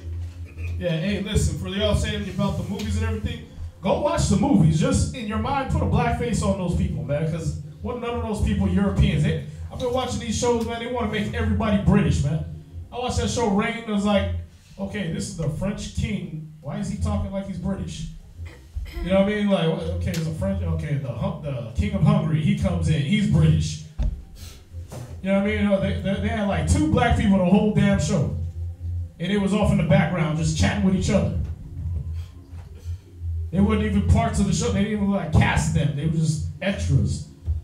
But I'm like, wait, you guys really think there were no black people in Europe? That's what they think. They think everybody on every continent in every land was British. Hey, who was in ancient Egypt? Britons? Right. We was British before we knew we were British. We're the gods of Egypt, Exodus gods and kings. We're Moses, we're Abraham, we're Noah, we're everybody. They got everybody British, man. Then you watch the Bible movie, everybody's British, except Samson, right? Somehow his pale ass came out of a pale white man, had sex with some African chick, and you got this dark brother named Samson that comes out with a British dad. It's like, come on, man. Jesus British. Cheerio, chap. Like, what the hell's wrong with y'all? Everybody can't be British. Then you watch a show, they doing like a whole British invasion, man. It don't matter what show, if you watch past, present, future, whatever, imaginary, they're British. You know what I mean? What's the other one? The Vampire Diaries? Everybody's just flipped over to British on there. Like, you know damn good and well Vlad the Impaler was black. But you're going to call a show called The Originals, which is a spin-off of Vampire Diaries, because in the Vampire Diaries, they started switching over everybody, all the original vampires that made them was British. American Vampires was made by British vampires, and they're the originals, though. And they come from a family of Vikings. And the Vikings, coincidentally, have British accents. Are y'all serious? They really think they pulling that on us like we just think everybody's British. You give them 50 years, everybody in Mexico gonna be British.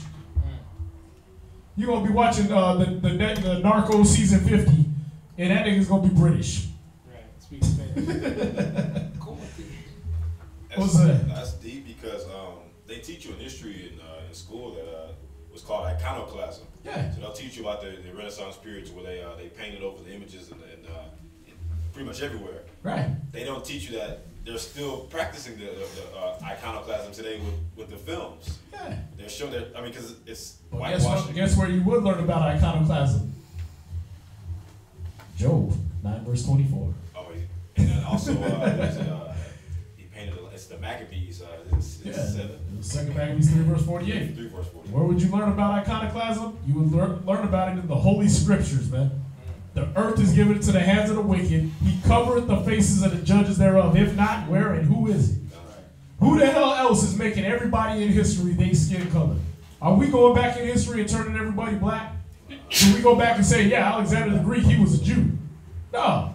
Alexander the Greek was a Greek. Right. That white boy was having sex with his horse. We ain't claiming him. We ain't just gonna claim everybody. That's insane. We'll claim where we messed up. We'll claim the people that's ours. But the white man is going back and claiming everything. They claiming all of antiquity. No, man, you was the caveman. You was 10,000 BC. That was you. You got that. You was that hairy half-beast thing walking around trying to eat an elephant alive without cooking it because you didn't know what fire was. That was you. You got that. You can make him British, but leave Moses alone, please. Leave Christ alone. We ain't buying that. We ain't buying that the people that built the pyramids is the same cats that look like a pack of bologna when you leave them out in the sun too long. We're not buying that. Come on, man. They would have spent one day building a pyramid. They would all drop dead of skin cancer, man. We was out there 80 years working on pyramids and treasure cities in the hot sun, getting whipped. All we did was get more brown and more proud. Y'all would have been dead already. That wasn't you. Where you at? 2 Esdras chapter 12 and verse 20. That in him there shall arise 8 kings, whose time shall be but small, and their years swift. You're at 2 Esdras 12 and verse, you just finished verse 20, right? Yeah, that was verse 20. Right, so this is talking about the 8 nations that emerged after the Renaissance period. All right? You got, it was called imperial colonialism. This happened from the 1500s to the early 1900s. So all the little dates I gave you when we were reading about 2 Esdras 11, when we were reading about the Belgian Empire, Luxembourg, all these different dates. Let's see. Right, we had the British Empire, Russian Empire, American Empire, the German Austro-Hungarian Empire, the Russians. What else? You get no payment. No, I already got one. I'm saying I had all these notes taken down, but it's in another. No. Yeah. Where was it?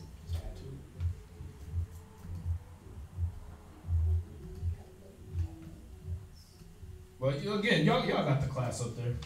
All right, so y'all can be able to watch that again. But all those different empires that sprung up on those different times and dates and years. That's what you got for who this is that we're reading about in verse 20, verse 19 and 20. All right, that happened from the early 1500s to the early 1900s. These were the 8 contrary feathers from 11 verse 11. So read 2 Esdras chapter 11 verse 11 one more time. 2 Esdras chapter 11 verse 11.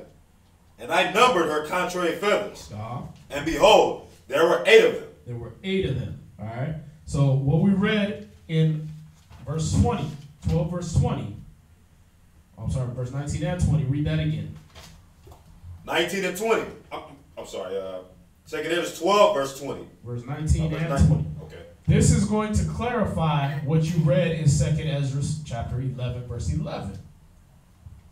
And whereas thou sawest the 8 small under feathers sticking to her wings, this is the interpretation, that in him there shall arise 8 kings. Right? 8 kings. So these are 8 different nations. Go ahead. Whose time shall be but small. And see, they're all related to the same bird, man. So you're thinking they different people. All the Hungarians and the British and the French and all these different people are different people. No. They're all just white boys.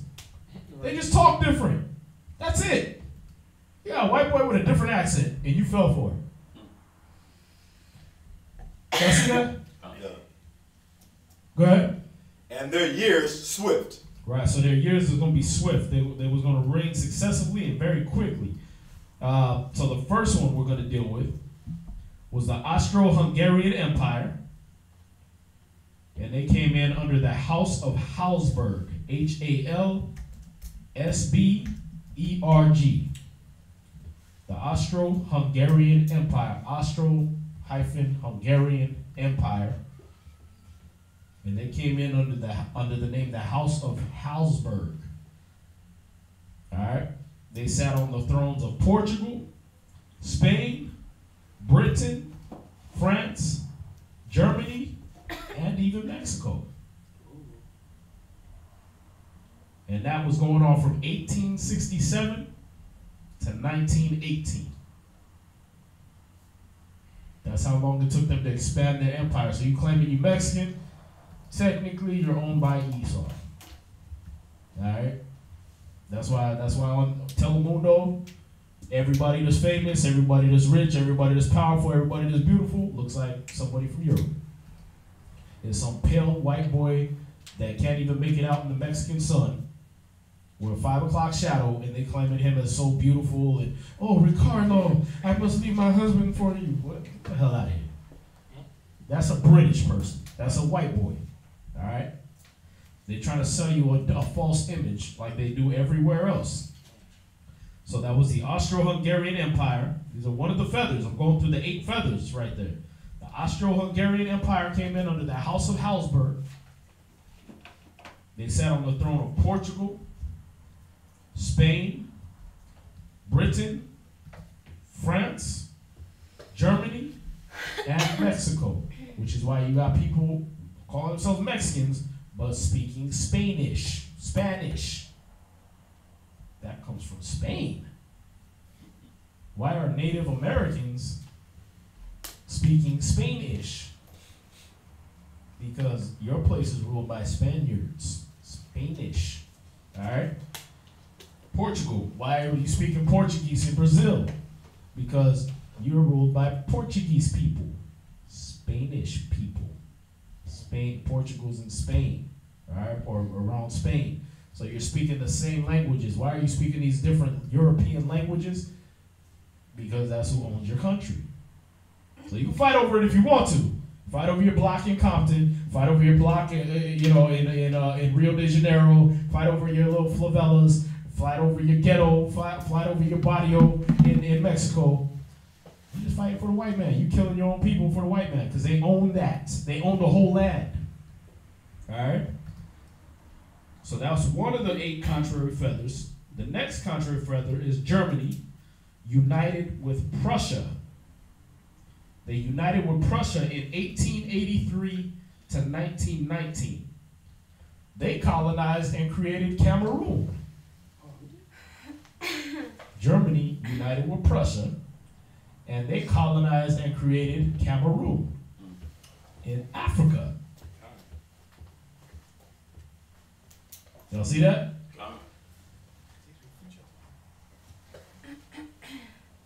They speak a lot of languages there, but you got Germany united with Prussia, 1883 to 1919. They colonized and created Cameroon. What's that?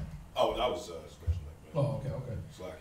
The next contrary feather is the Italian Empire. From 1889 to 1943, they were colonizing Libya, where your Lord and Savior Barack Obama is from, right? He's from Kenya. He's Kenya, right? That's where Hillary Who's Clinton. Libya? Hillary Clinton was going on. Muammar Gaddafi. Muammar Gaddafi, yeah. Yeah. Muammar Gaddafi, more than likely, so-called white man too. Because the Italian Empire came in. Why do you think he looked like Super Mario? True. He probably an Italian ancestry. The Italians came in and colonized Libya and British Somaliland. That's another one in Africa. So Libya and British Somaliland was created by the Italians from 1889 to 1943.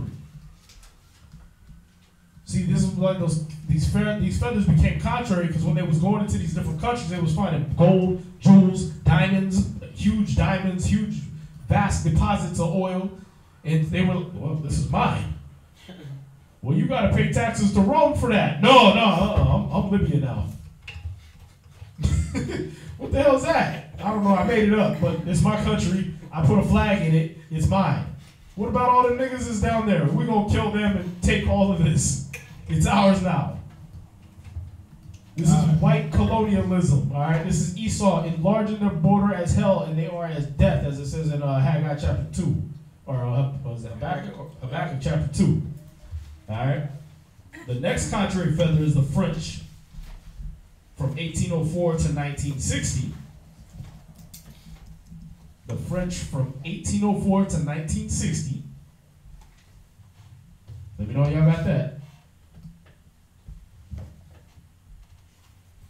These are all the dates you went over in the first class. Did we? Yeah, you went over the dates how long it took them to the expansion periods. How long it took them to actually settle down as an actual nation. Yeah.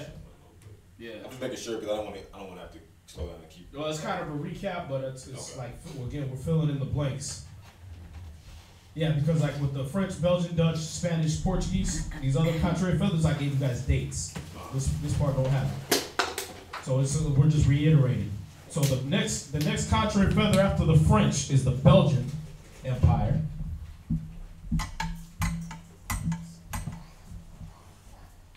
After them is the Dutch Empire.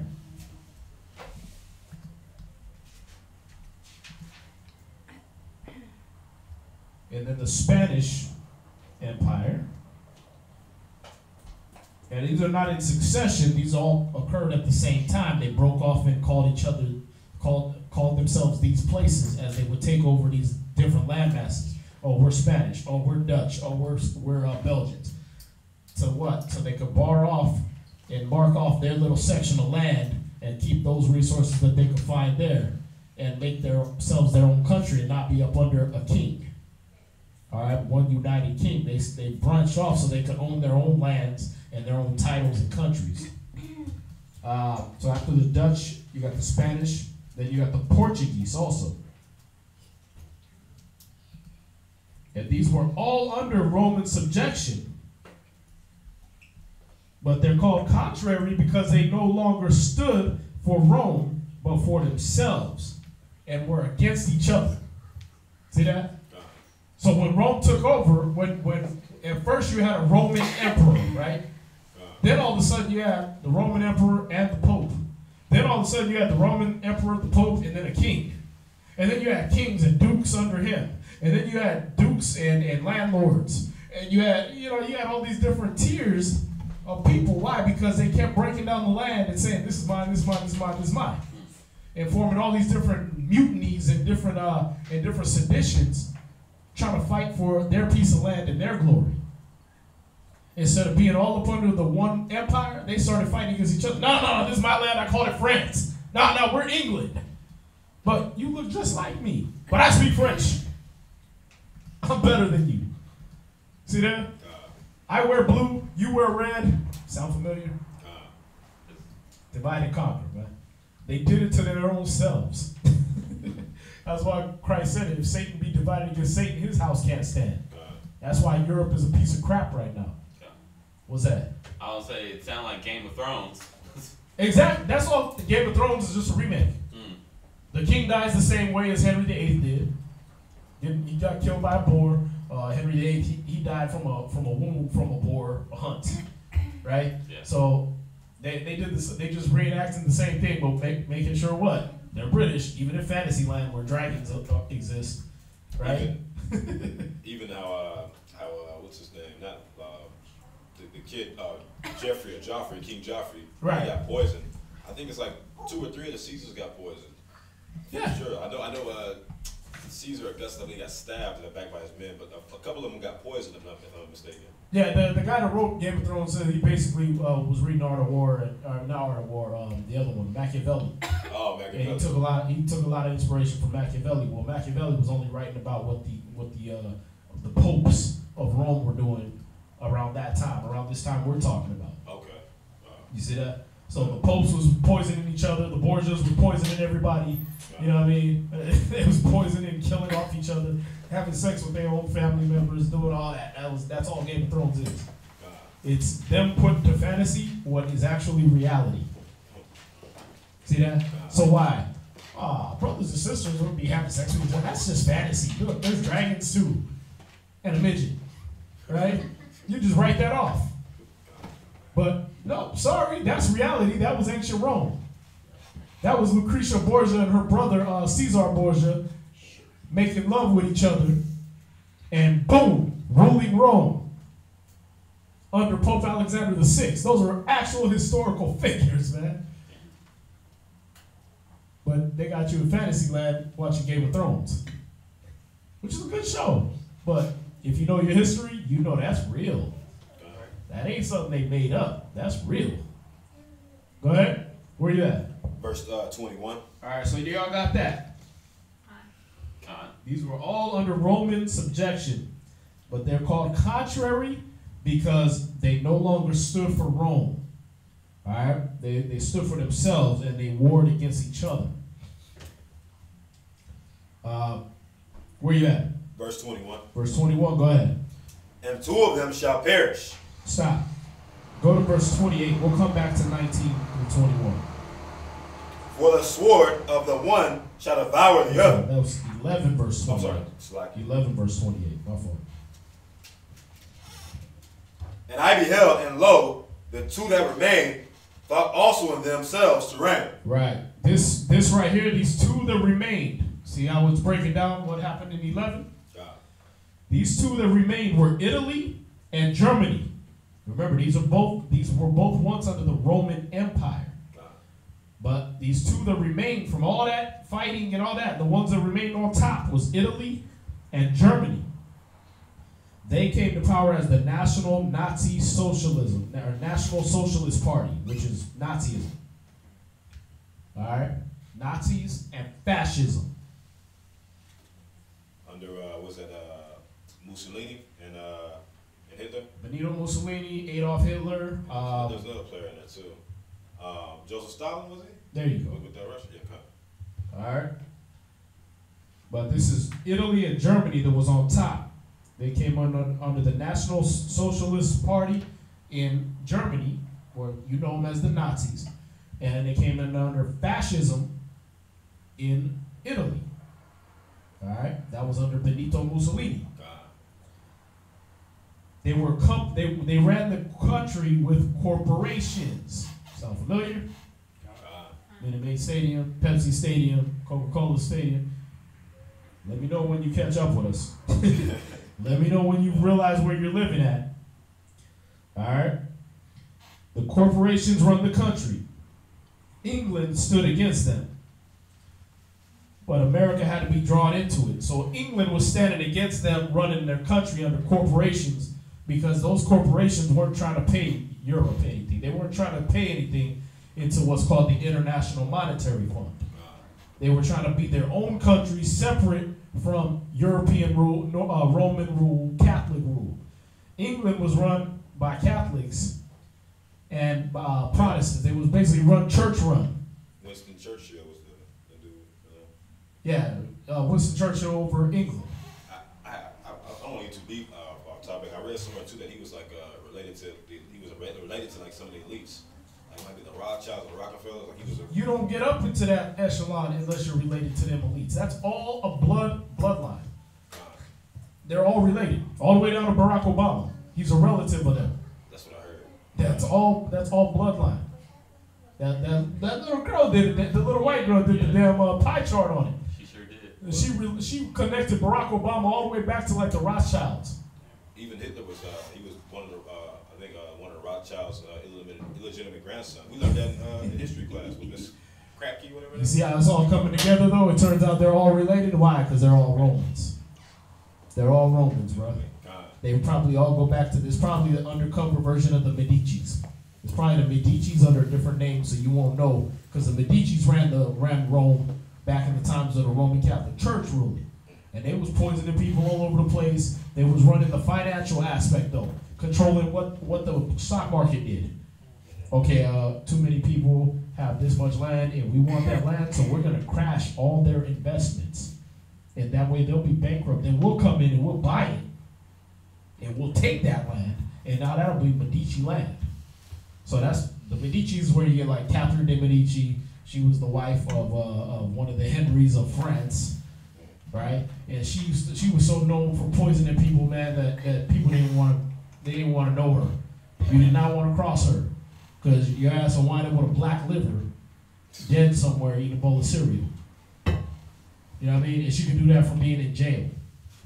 That chick was the original gangster. That was yeah. All right, that chick will poison it, and they say it. But you know, when you watch your Game of Thrones, they tell you the poison is a woman's weapon. Right? When you watch all these, why? Because that's what they ain't gonna fight you straight out. A woman ain't gonna come against you and you in a full 100-pound suit of armor swinging a 50-pound broadsword. Nah, nigga, she gonna get you while you think you safe. You gonna be sitting up there sipping your cocoa you just imported from Brazil. And next thing you know, your damn liver gonna fall out of your body and you gonna cough up blood and kill over and die. One of my uncle's wives poisoned him. Yeah, but this was the Medici family, like I said. Now, what? That was a big family. They ran most of Europe financially. What happened to the Medicis?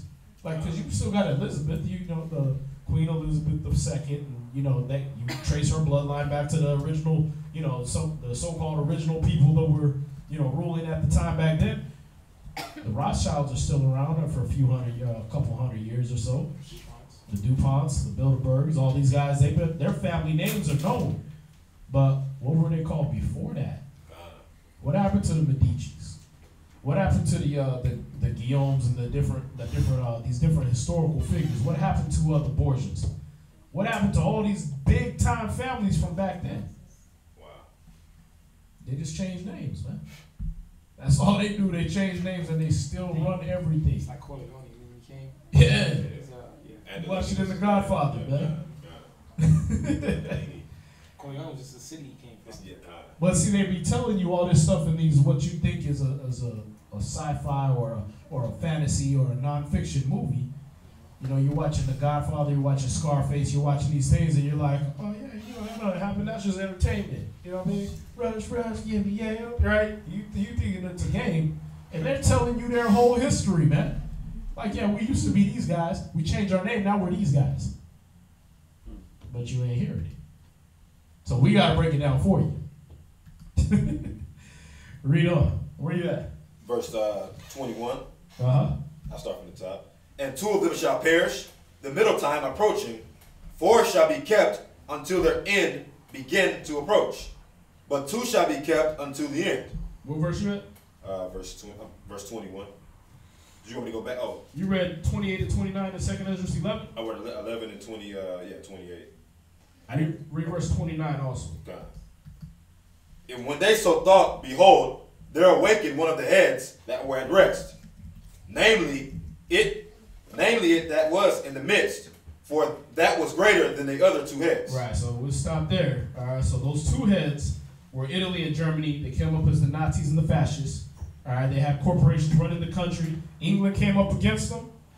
All right, but they needed America to help out. So this is where you see in that 3rd head woke up. And he did what? Read that part again. 29. Mm-hmm. And when they so thought, behold, there awakened one of the heads that were at rest. So when the Nazis and the fascists thought they were going to be able to do it because they were winning World War II at the time. All right? When they thought they was going to take it and be their own countries, what happened? England woke up that middle head, man. England and that middle head, America, woke up. Go ahead. Namely, it that was in the midst. Right. It that was in the midst. Go ahead. For that was greater than the 2 other heads. And they were great. America came in greater than the other 2. They came in greater than the Italians, greater than the Germans, and they whooped them. They bombed them and everything like that, and so-called got Adolf Hitler, or forced him to kill himself, whatever the story is they want to tell you. Right? Which was a lie because they never found his body. Right. The speculation he's actually still alive, and they actually just He wrote a because book? they're all conglomerate. Yeah, he was ghostwriting with Tupac. I remember. No. Nah, man, listen. No, but that's the thing. They tell you, oh, we got it, but they never found a body, right? They keep doing that. They keep doing that. That we got Was it Osama? Osama bin Laden. Oh yeah. Where the body They at? put his body out. They let it off in the sea. Yeah. It was a sea burial. Right. What tradition is that? Yeah. Well, there's a lot of accounts of him being in the hospital with diabetes and died way before that. Then there's another account that you guys flew him and his whole family over here to America, and that's actually on like log sheets for the airline. So help me out. But that's all good. Y'all see, they gonna do it through history as long as you fall for it. That's what they gonna keep doing. That's what these ruling families. Satan don't gotta change the game. You just gotta be stupider and stupider every decade that passes. And he can pull the same wool over your eyes every damn year. That's all he does. Every time you watch TV, what is it? Oh, this person got mysteriously killed. And hey, in their lifetime, they used to go against this big oil corporation for poisoning your water. Or they used to go against this big water company for letting so many parts per million of feces into your water. Or they were going against this big company for inoculating you with different bacteria and diseases under the guise of you getting a flu shot. And they just wound up dead. Yeah, mysteriously. She was so young and perky, she was only 18 years old, and what happened to her? She caught a cancer that only 99-year-old people catch. What? When you follow these non-biased news sources, Right. like World True TV, there's some good ones, like RT is somewhat good, but basically the death toll, Russia Today, but the death toll right now for the holistic doctors is like up to I think it might have passed 100. Like 2 years ago, it's at like 60 something. Like they just keep finding these holistic doctors mysteriously come up dead in their homes. Right, Dr. Sabi, there's like 6 strongest immune system on the planet, caught pneumonia in jail. Interesting. He couldn't catch a cold, but he caught full-blown pneumonia. It's crazy. Right? And then, like you said, all these other little holistic doctors that they finding out, oh, their plane mysteriously disappeared over some place that has nothing to do with the Bermuda Triangle. It was just on vacation, whole plane disappeared. Yeah. They never landed? No, just went up, never came out. That's crazy. Yeah. You see that no-fly zone? Yeah. And y'all can look this up. This ain't speculation, man. Y'all can look all these things up that we talking about, man. What verse you at? I just finished verse 29 for 11, and I was at verse 21 and 12. When we jump back, I think we jumped back. Yeah. Let's go back to 2nd Esdras 12, verse 19, and we're going to read through 21 again. God. 2nd Esdras chapter 12 and verse 19. And whereas thou sawest the 8 small under feathers sticking to her wings, this is the interpretation, that in him there shall arise 8 kings. Right, so what you read about in 2nd Esdras 11, the 8 contrary feathers, he's about to break it down for you in chapter 12. He said these 8 feathers are 8 kings, go ahead. Whose time shall be but small, and their years swift. Right, because the Austro-Hungarian and German Empire were the first to fall. They lost their preeminence. All right, they rose up, it was conquering lands, and then boom, they was out. They lost their standing as being those heads. So the 8 kings is Imperial Europe. So the 8 kings is Imperial Europe. Yeah, there you go. All right, the 8 kings are Imperial Europe. They're basically Imperial Rome, broken down into different subsections.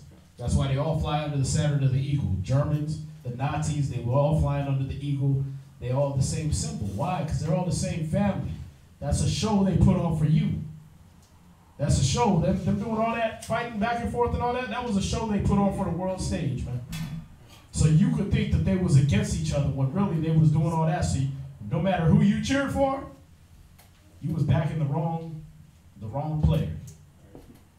You was, either way, you was backing your own slavery. Oh yeah, Americans, you could do it. World War II, G.I. Joe. Guess what? You just cheered yourself into slavery. It didn't matter who won, because them same families own your country today. They made money off it either way. It was all about selling guns anyway. Guns and munitions. Whoever was selling the guns and munitions, they came out on top. And it just coincidentally happens to be these same families that we be talking about now, the Bilderbergs, the DuPonts, the Rockefellers, the Rothschilds.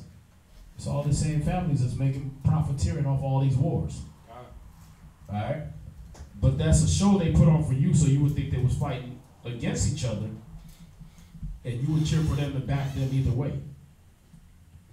Go ahead. That's like whoever owns the NFL at the top, right? No matter who you cheering for, they put money in their pocket. That's right. You could be a Ravens fan, you could be a Titans fan, you could be a Cowboys fan. They're gonna shake hands with you no matter what. Yeah. You know why? Because it don't matter who you cheer for, you paying them. Y'all see that? That show you that too, like when that whole Donald Sterling thing came out. Mm-hmm. The other owners were in league with him. They weren't saying that he should be, maybe take some sensitivity training. And it's so ironic that there's a bunch of Jewish owners that own actual Jews. Yeah, because you know what's happening? They're like, oh, what's the name? Donald Sterling? Donald Sterling, yeah. Right. Okay, so all you guys are going to be against Kaepernick, right? We're going to pay you. And you, Sterling, you're going to be the rebel. But we're going to pay you too. Why? Because when we lose the niggas, because they're against the ones that are against Kaepernick, we're going to gain them back with the other great white hope over here, Donald Sterling, that's going to deal with the niggers. So that the black people will come back to watching what? The NFL. It was Jerry Jones. And then he said that he came back and that's the Cowboys owner. He dealt with them, and then he turned around and retracted his statement and basically said if they need the Cowboys players to kneel, he'll kick them off the team. That's right, yeah. He was just like doing it for a show. Right. He was holding hands, acting like they were praying and stuff like that, kneeling down. Yeah, like we're gonna do it either way. We're gonna get paid though. You know what I mean? Like it doesn't matter. But they got you on like a puppet on a string, thinking it matters. You can kneel with Kaepernick. You can stand on the damn street corner as long as you pay in the NFL. They didn't care if he was burning the jersey. You paid for it. Burning Nikes. Did he steal that jersey? Nah, he paid $99.99 like everybody else. Well, cool. He can do what the hell he wants with it. It's his property now. We sold him a $6 jersey for $100. Cha-ching. Screw that nigga. Stand, kneel, we don't care. Just pull money out of your pockets. That's how they got you. Because what? You don't know your history. You don't know the scriptures, man. You don't know it's all a game with them, man. It's all imaginary. It's all illusional, man. Go ahead. Verse 21.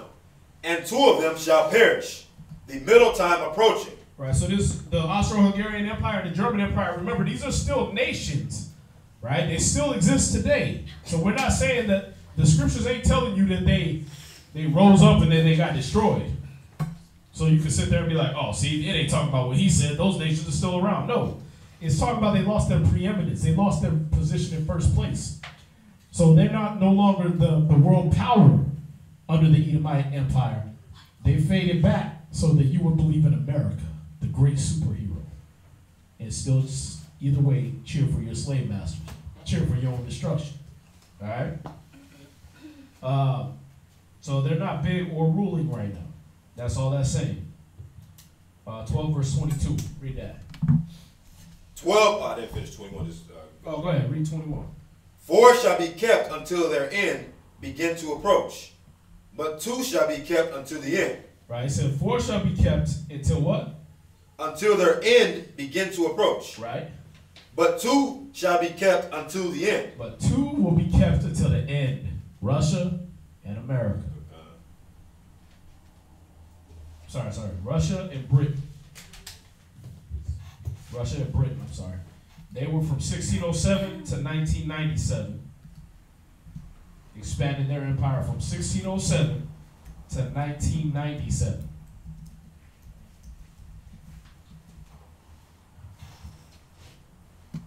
And you could know Britain as kind of America too. It's like they basically the same two sides of the same coin.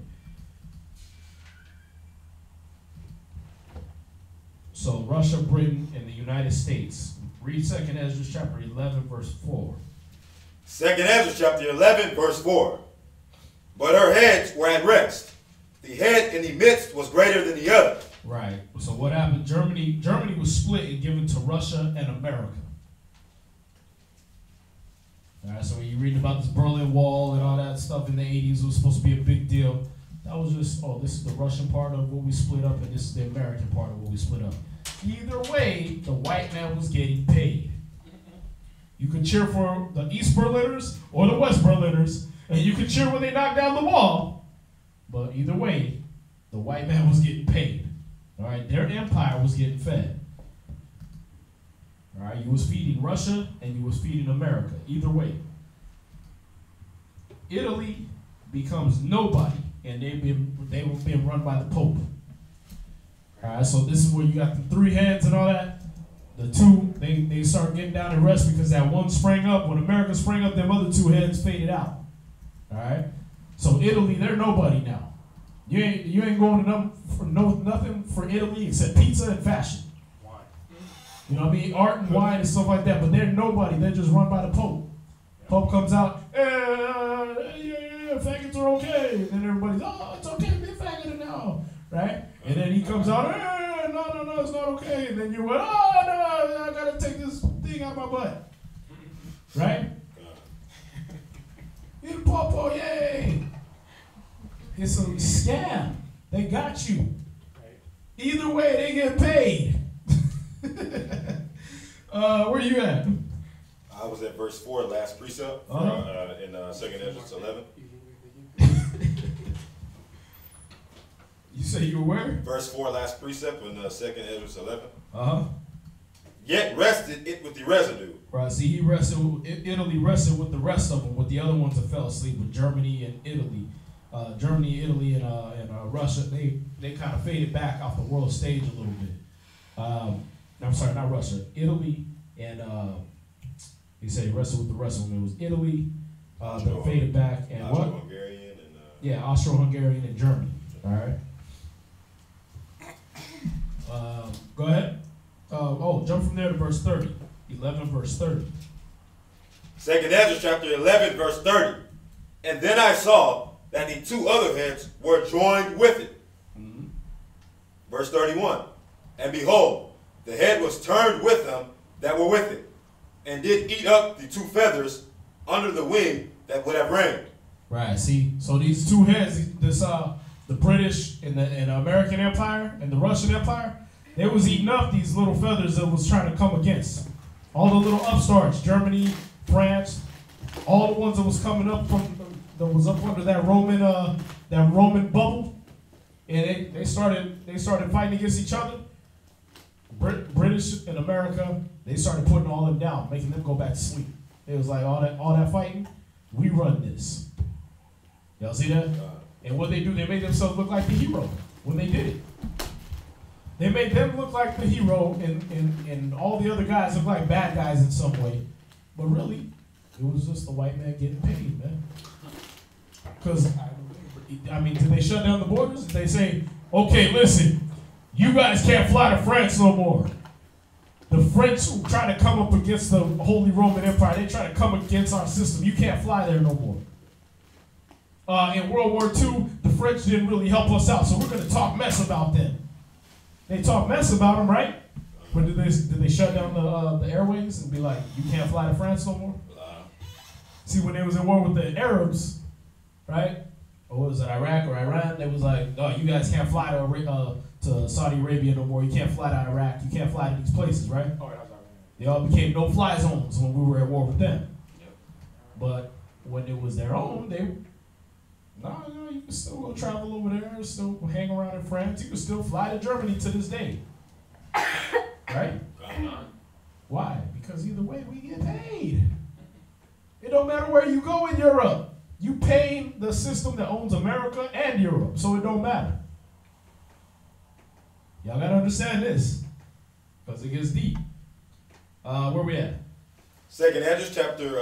You finished 31? Right.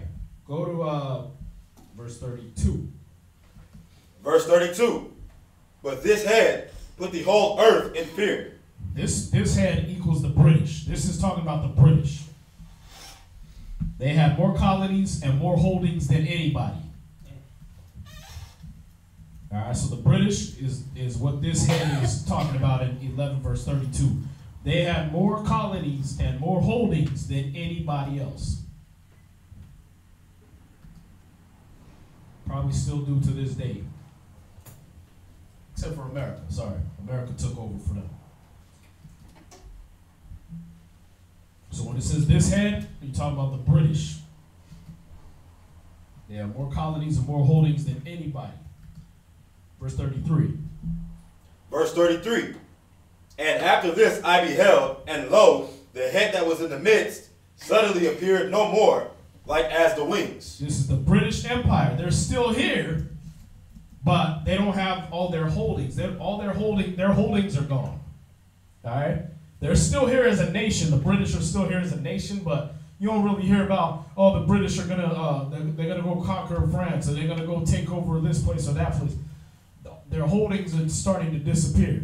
For one, people are starting to find out, hey, they took about rape, robbery, and murder, and you guys shouldn't have that. Then they let America step into the scene as the heroes, and we're going to remember the Revolutionary War, like talking about holding a grudge, right?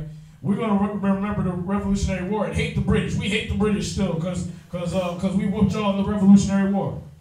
No, you didn't win, for one. And two, that was part of the rules to make it look like the power switched hands. And it makes you God-fearing Americans start cheering, God bless America and nowhere else. Okay, guess what? You're still cheering for Britain. You're still part of that. You're still part of the British Empire. That ain't changed. What's that? I remember reading something. It's not really too much off topic. It's a quick answer. I think it might be in Jeremiah when it says thy mother that barely, like she should be ashamed. Is that talking about Britain looking at America? I'll find out. Yeah, you gotta find me that. You gotta find me that. Where we at? 2nd Esdras chapter 12 and verse 22. Well, I was at 32. I'm sorry, 11. Wait. You read 11 verse 32, right? You read 33? Got it. So, right. Yeah, I read 33. So now let's go back to 2nd Esdras 12 verse 22. And we're going to read through verse 24. 2nd Esdras chapter 12 and verse 22. And whereas thou sawest 3 heads resting, this is the interpretation. Who's the 3 heads? Russia, Britain, and America. Russia, Britain, and America, right? That you saw the 3 heads resting. And what?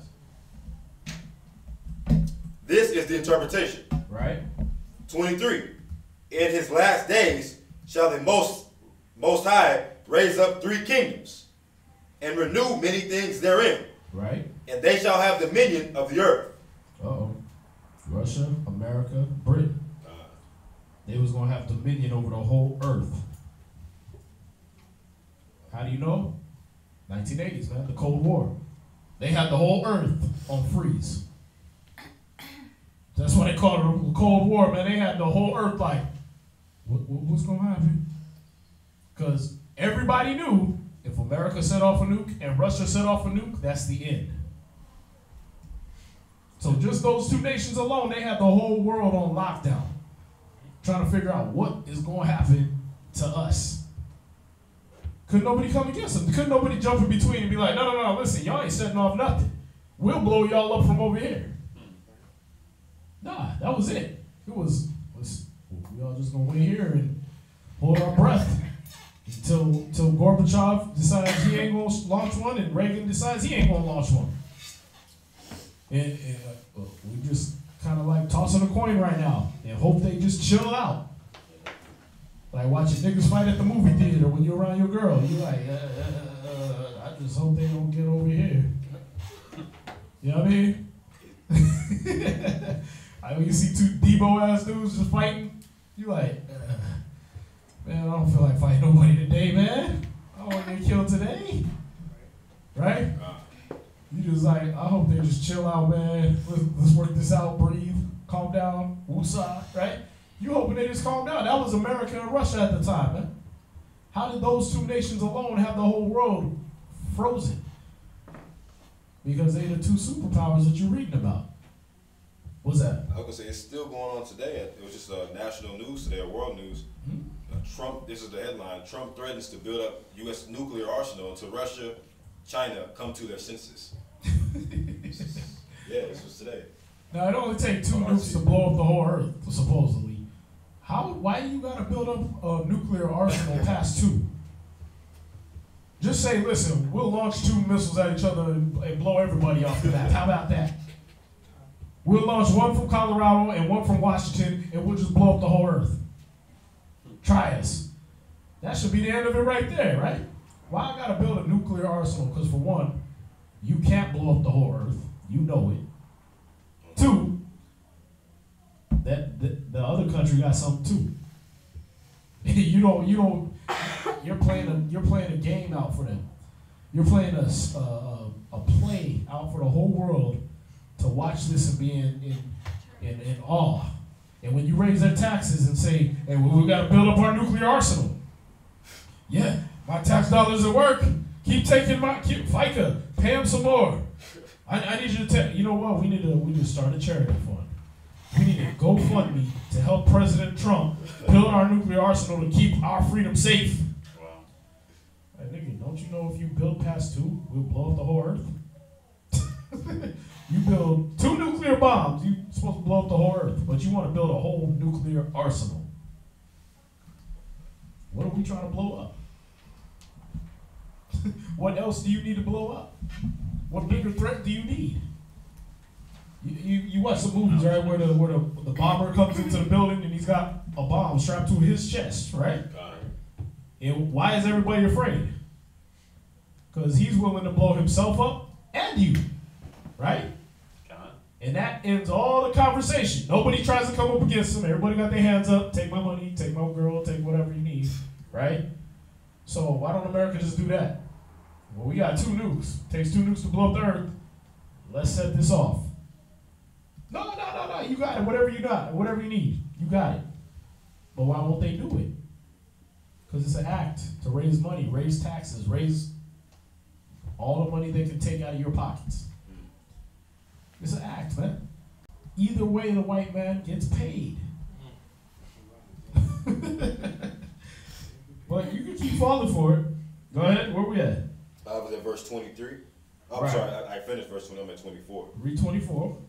And of those that dwell therein with much oppression, above all those that were before them. See, so this is describing the Cold War. They had the whole world on lockdown. They had everybody oppressed. They had everybody, yeah, you better do what we say because we got bombs. See, that's what you call a show of force. The military will tell you about a show of force. Sometimes they come out there with a whole line of tanks and all their guys polished up and all their guns and everything like that. Not because they really want to fight. They're just showing you this is what we got. So just back down. And that's all they doing. They're like, we got nukes, we buying more nukes. Why? So China's over there like, oh my God, these niggas is out of their mind. Every other nation's like, no, we ain't even gonna invade. These niggas is just gonna keep building nukes. That's like when you go to the poker table and you got a whole bunch of money, what do? You just keep anteing up.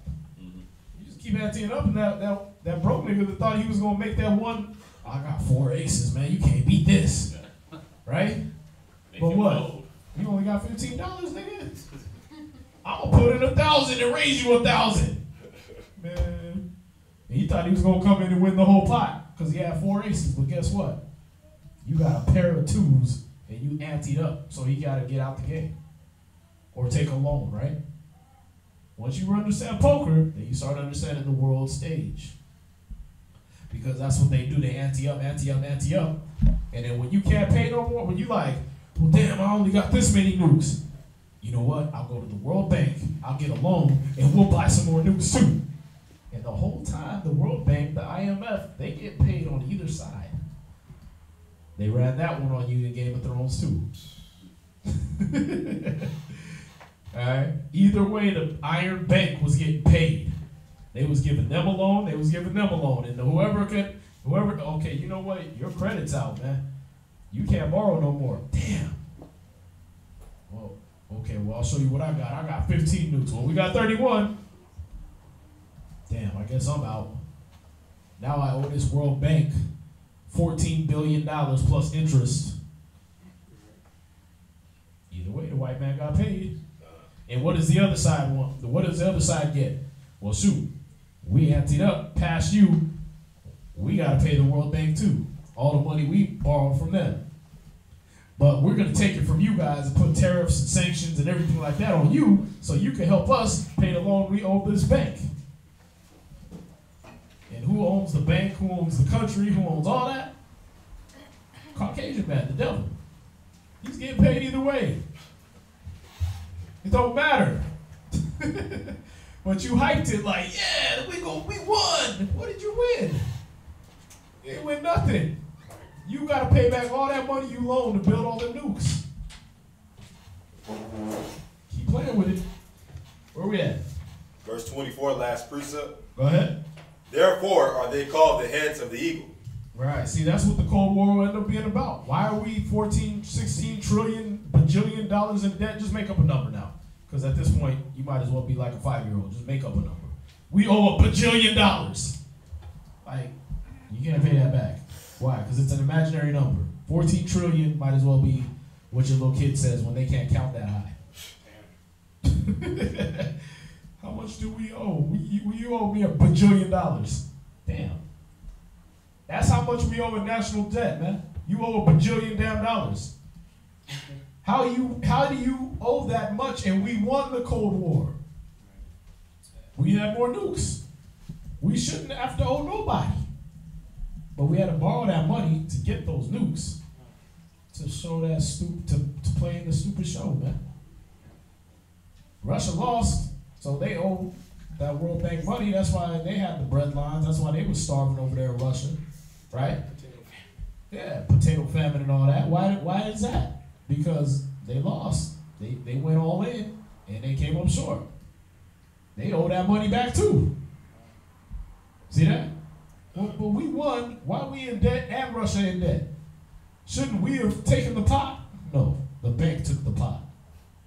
It's like when you go to the casino, right? You playing against this person on the other side of the table, but guess what? The casino owner's pocketing both of y'all money. Right. You win, he don't care. He sit behind you blowing your dice, then go over there to the dealer and tell him flip the dice wrong. Or bet against you. Because either way, he win. That's what's happening right now. So this is describing that Cold War situation. 25. Verse 25. For these are they that shall accomplish his wickedness, and that shall finish his last end. Right. 26. And whereas thou sawest that the great head appear no more, I'm sorry, this is 16:11. It signified, right, that one of them shall die upon his bed, and yet with pain. Right. See, this is signifying the British losses. All right, because at one time Britain, they owned China. All right, you had the Boxer Rebellion, you had all these different things. The British were going, watch all your little Chinese kung fu movies. That's all they talking about. Them being mad because Britain took them over. Right? Pakistan, Britain owned that. India, Britain owned that. They had a lot of holdings, man. They had China, Pakistan, you had this is talking about all the losses the British had to take, giving up their holdings. So read that scripture again. For these are they that shall accomplish his wickedness, and that shall finish his last end. Right. You read 12 verse 25 and 26? Yes. And whereas thou sawest that the great head appeared no more, it signifieth that one of them shall die upon his bed, and yet with pain. Right. See, that was talking about the British losses. They died on their bed and yet with pain, but they weren't gone. They just lost their holdings. Pakistan, China, parts of India. Just think about everywhere Britain had colonized. They started losing that. A lot of Africa, a lot of these islands. They're speaking English. They sound like Britons, but they be like dark skinned, or they be like, wait, why? How does Britain own this? Because they colonized all those places and they started losing those holdings, being in debt. Go ahead. Verse 27. For the two that remain. Stop there. Go to Amos 5, verse 18.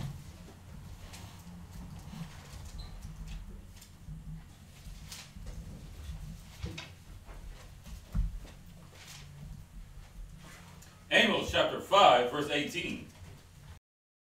It reads, Woe unto you that desire the day of the Lord!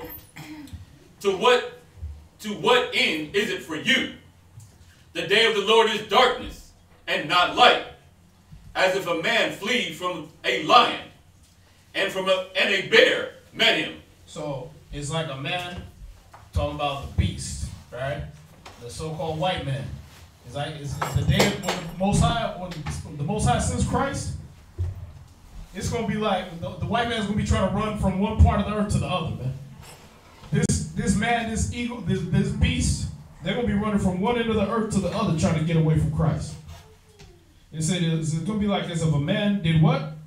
As if a man did flee from a lion. Right. The lion represents a conflict with the Arab armies. Right. What they call the Lion of the Desert. There's a movie called The Lion of the Desert. It's a movie talking about when Italy was taking Tripoli, Italia. But that they started calling the Arabs the Lion in the Desert. Right. So it's gonna be like a man having to flee from a lion. Right.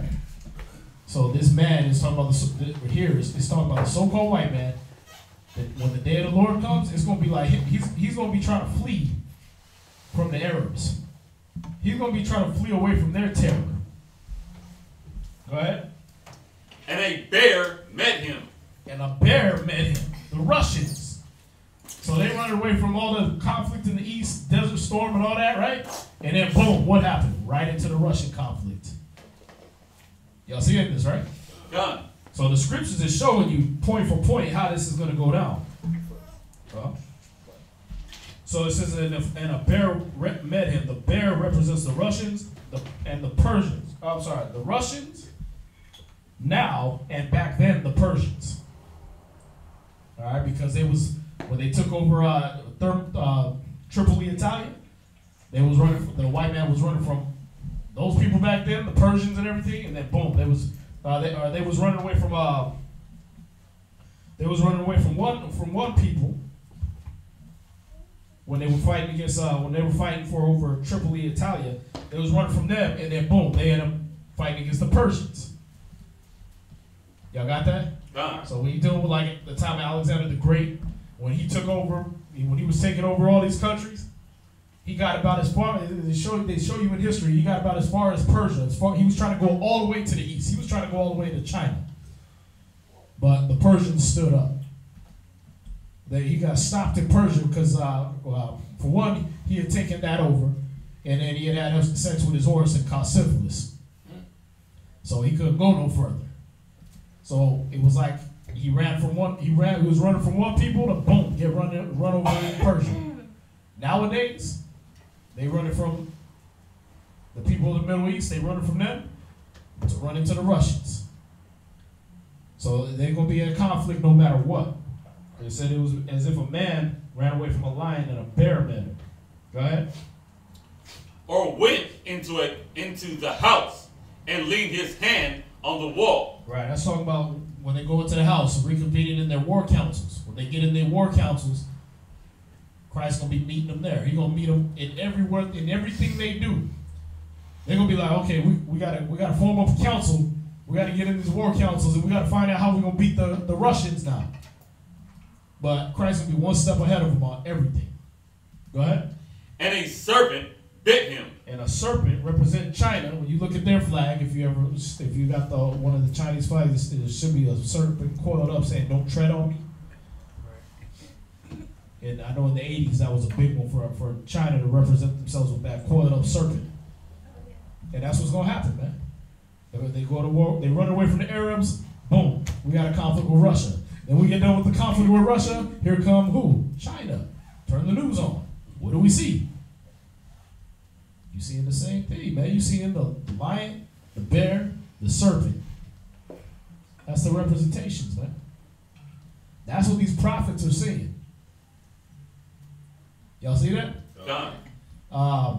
So he fled. There was a man fleeing away from a lion, and a bear met him. And then he went to do what? Or went into the house. He went into the house. He had his little war councils, and what? And leaned his hand on the wall. Right. He leaned his hand on the wall, right? Go ahead. And a serpent bit him. And a serpent bit him. Talking about China, the Shanghai coalition. China is part of the Shanghai coalition. They're represented with a serpent that says, "Don't tread on me." Is that up there? I can't find this. Just look up "Don't tread on me."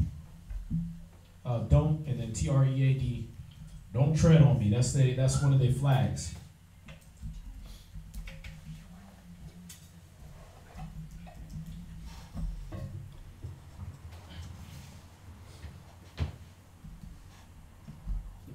The national debt is up to $21 trillion. That's just what they tell you.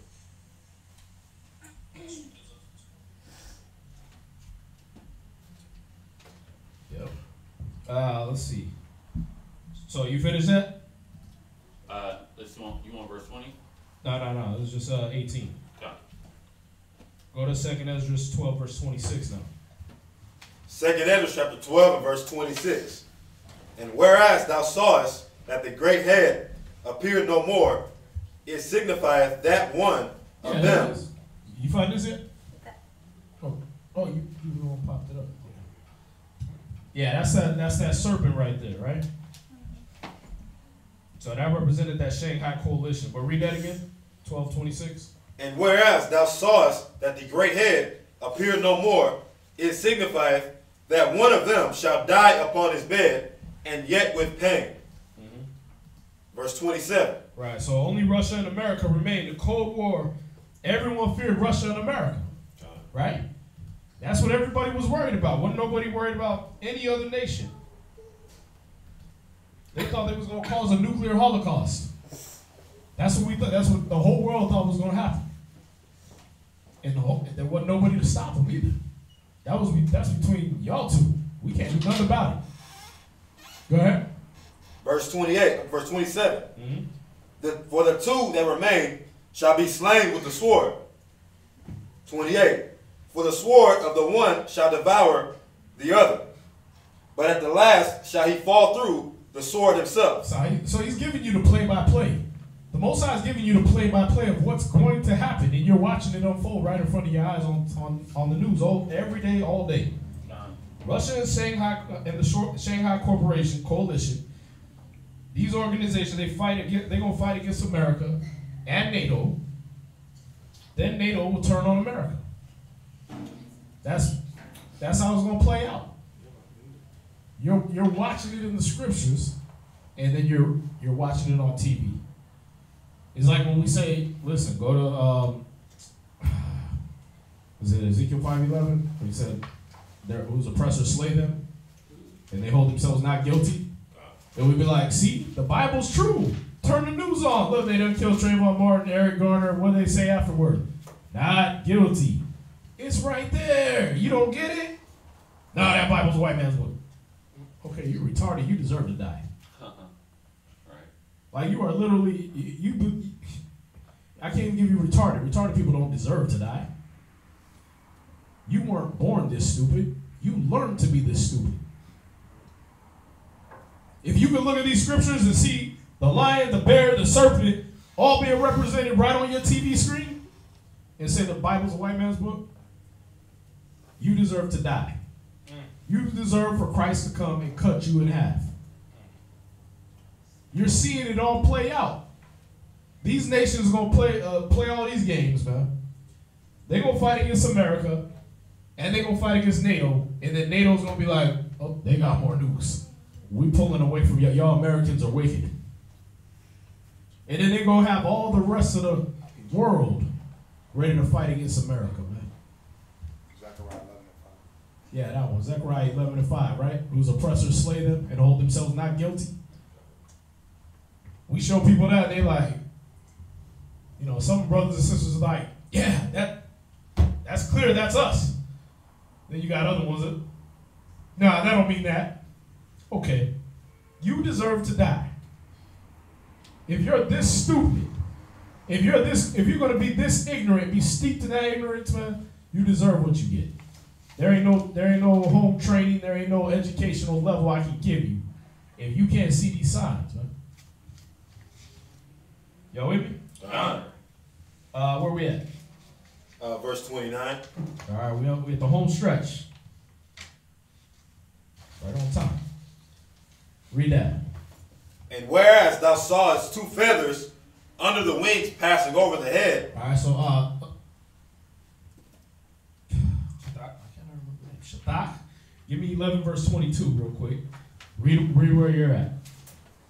And whereas thou, you want me to keep reading? Yeah, read it again. Start at 29. And whereas thou sawest two feathers under the wings passing over the head, that is on the right side. It signified that these are they whom the highest hath kept unto their end. This is the small kingdom and full of trouble, as thou sawest. Right, so what you're seeing here is certain kingdoms in Europe, certain kingdoms of this Caucasian empire, certain kingdoms of the white man's empire is going to be reserved for slavery. That's all that he's saying. Listen, hold the destruction back from them, because these niggas going to need slaves. And that's the only reason that they're being kept alive. It's not so they can rule in the kingdom. You know, I seen one of these white pastors I used to grow up with. He was talking about like, oh yeah, you know, he's talking to his son, talking about happy birthday, and you've been studying, you're gonna get the kingdom and all that. Like, no, he ain't. They really think they're gonna get the kingdom. That's what's funny. They think they're gonna get to rule. They got to rule with tyranny all through this. Slavery, rape, robbery, incest, murder, drugs, everything. They just got to do all that. And then when Christ comes, they get to run the place in the next kingdom. That's why they push all that. All that Star Trek, Star Wars, they're everybody in the future. Only Mexican they got was Chewie. Damn, Chewbacca. Y'all see that?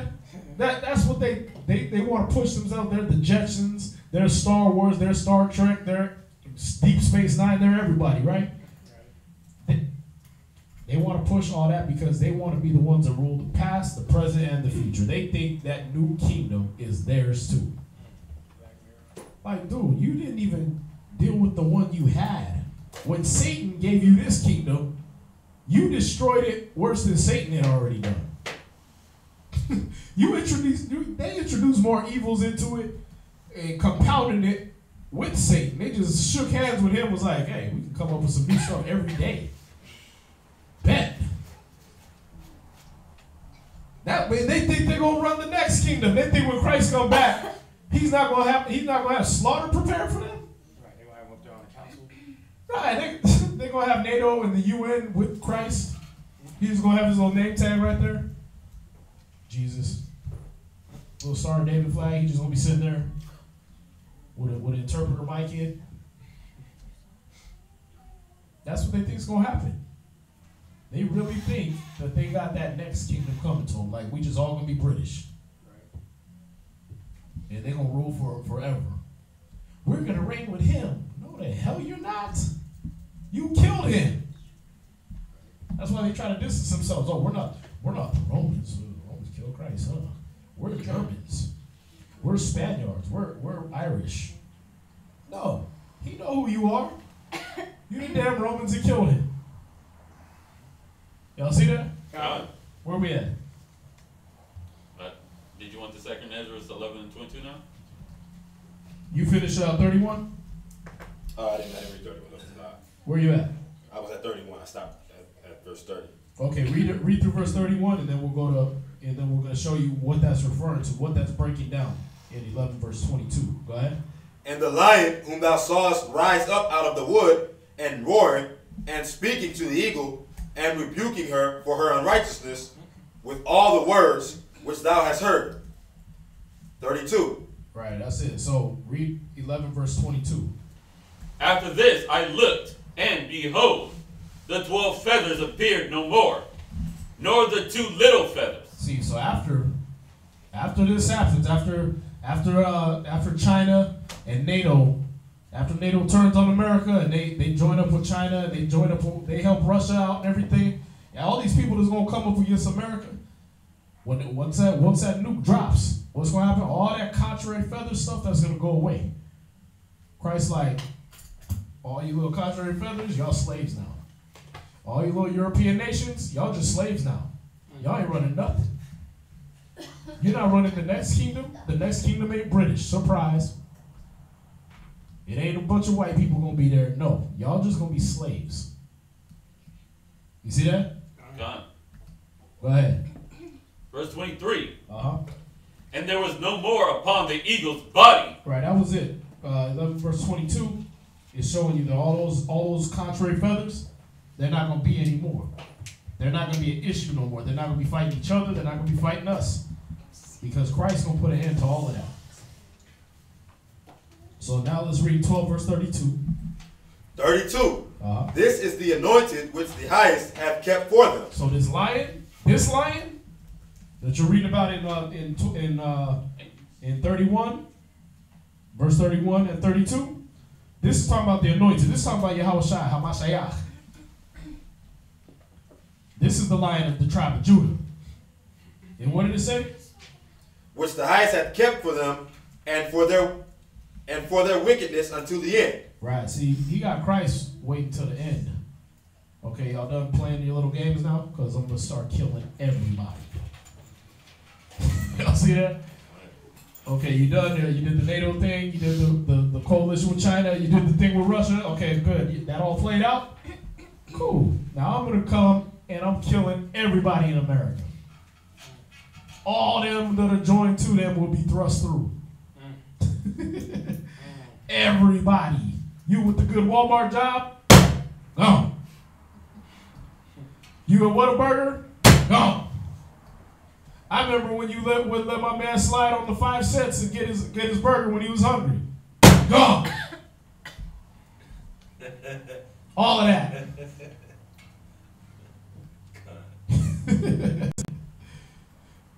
Where you at? Go to Psalms 149. Start at verse 1.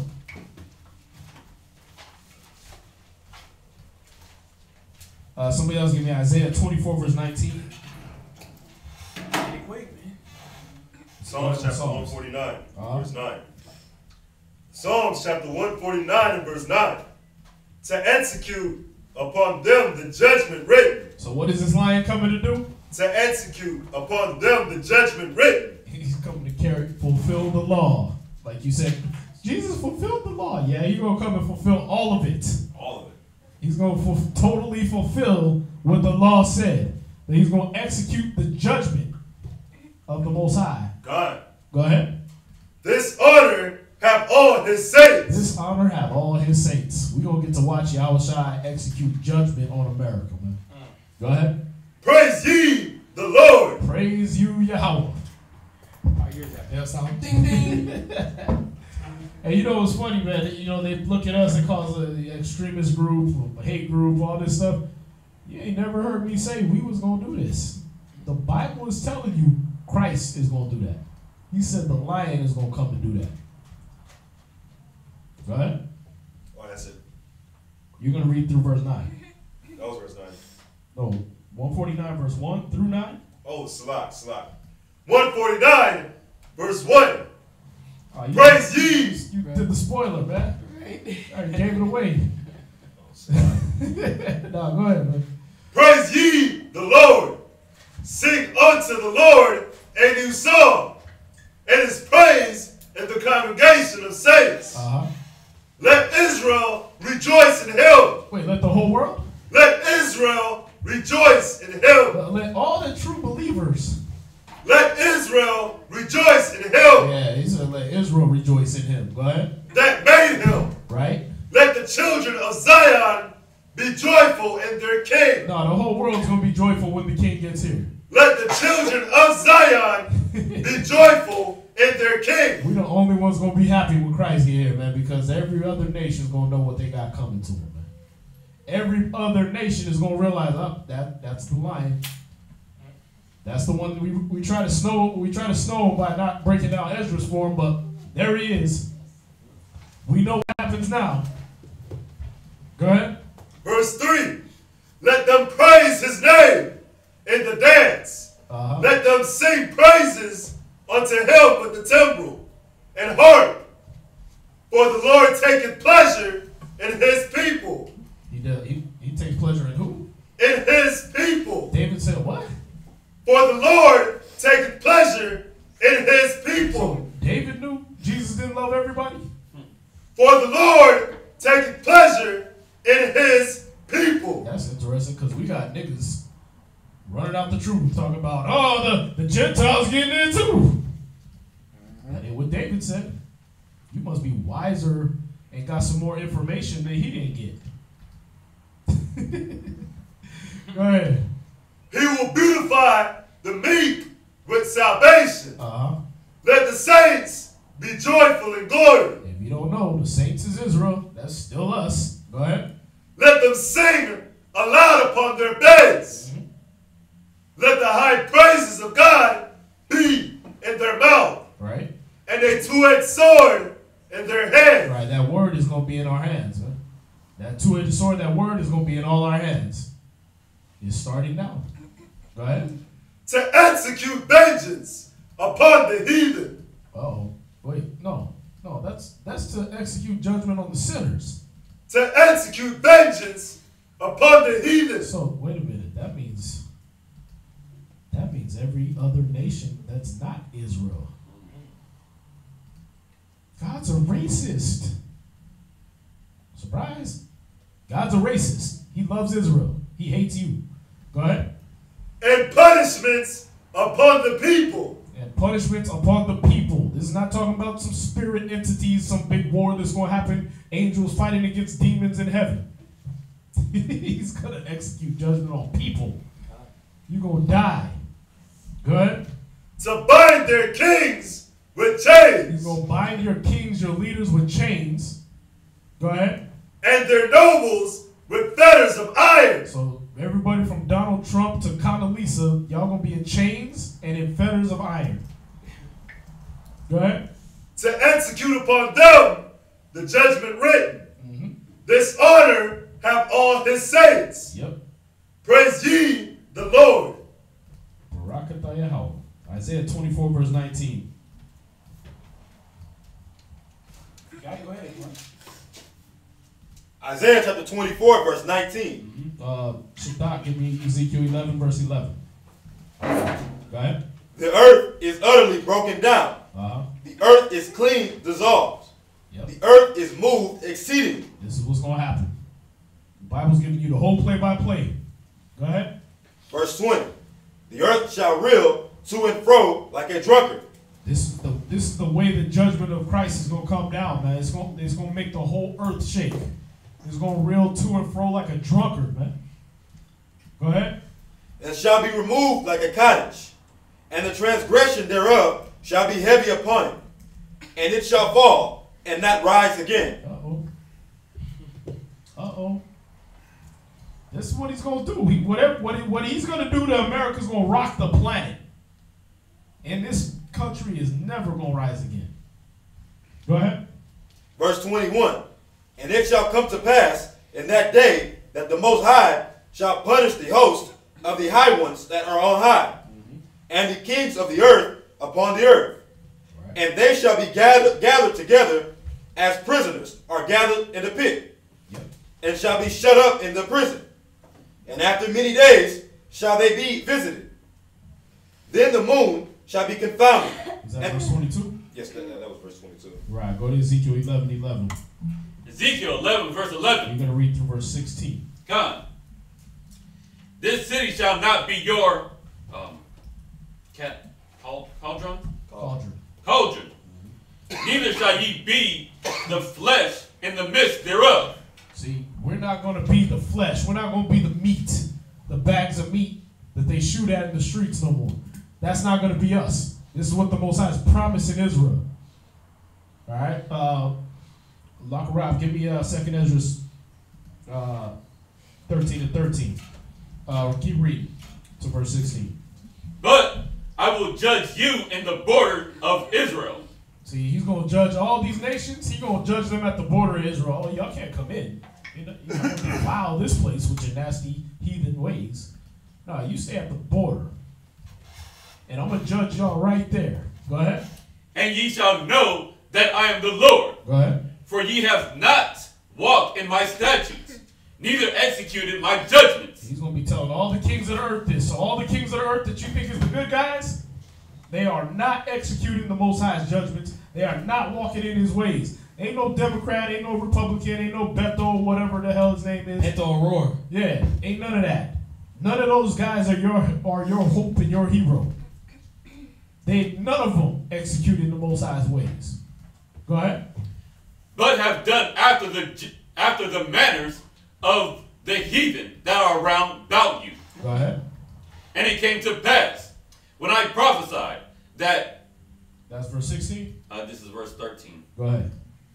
That Pelethah, the son of Benaiah, died.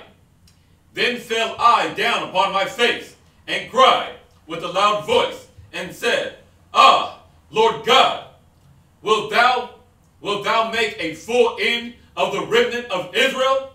Oh, let's see what's going to happen to Israel. Are we all going to die? Are we all going to be wiped out? Is Israel going to be gone away, and then it's going to be spiritual Israelites? Read.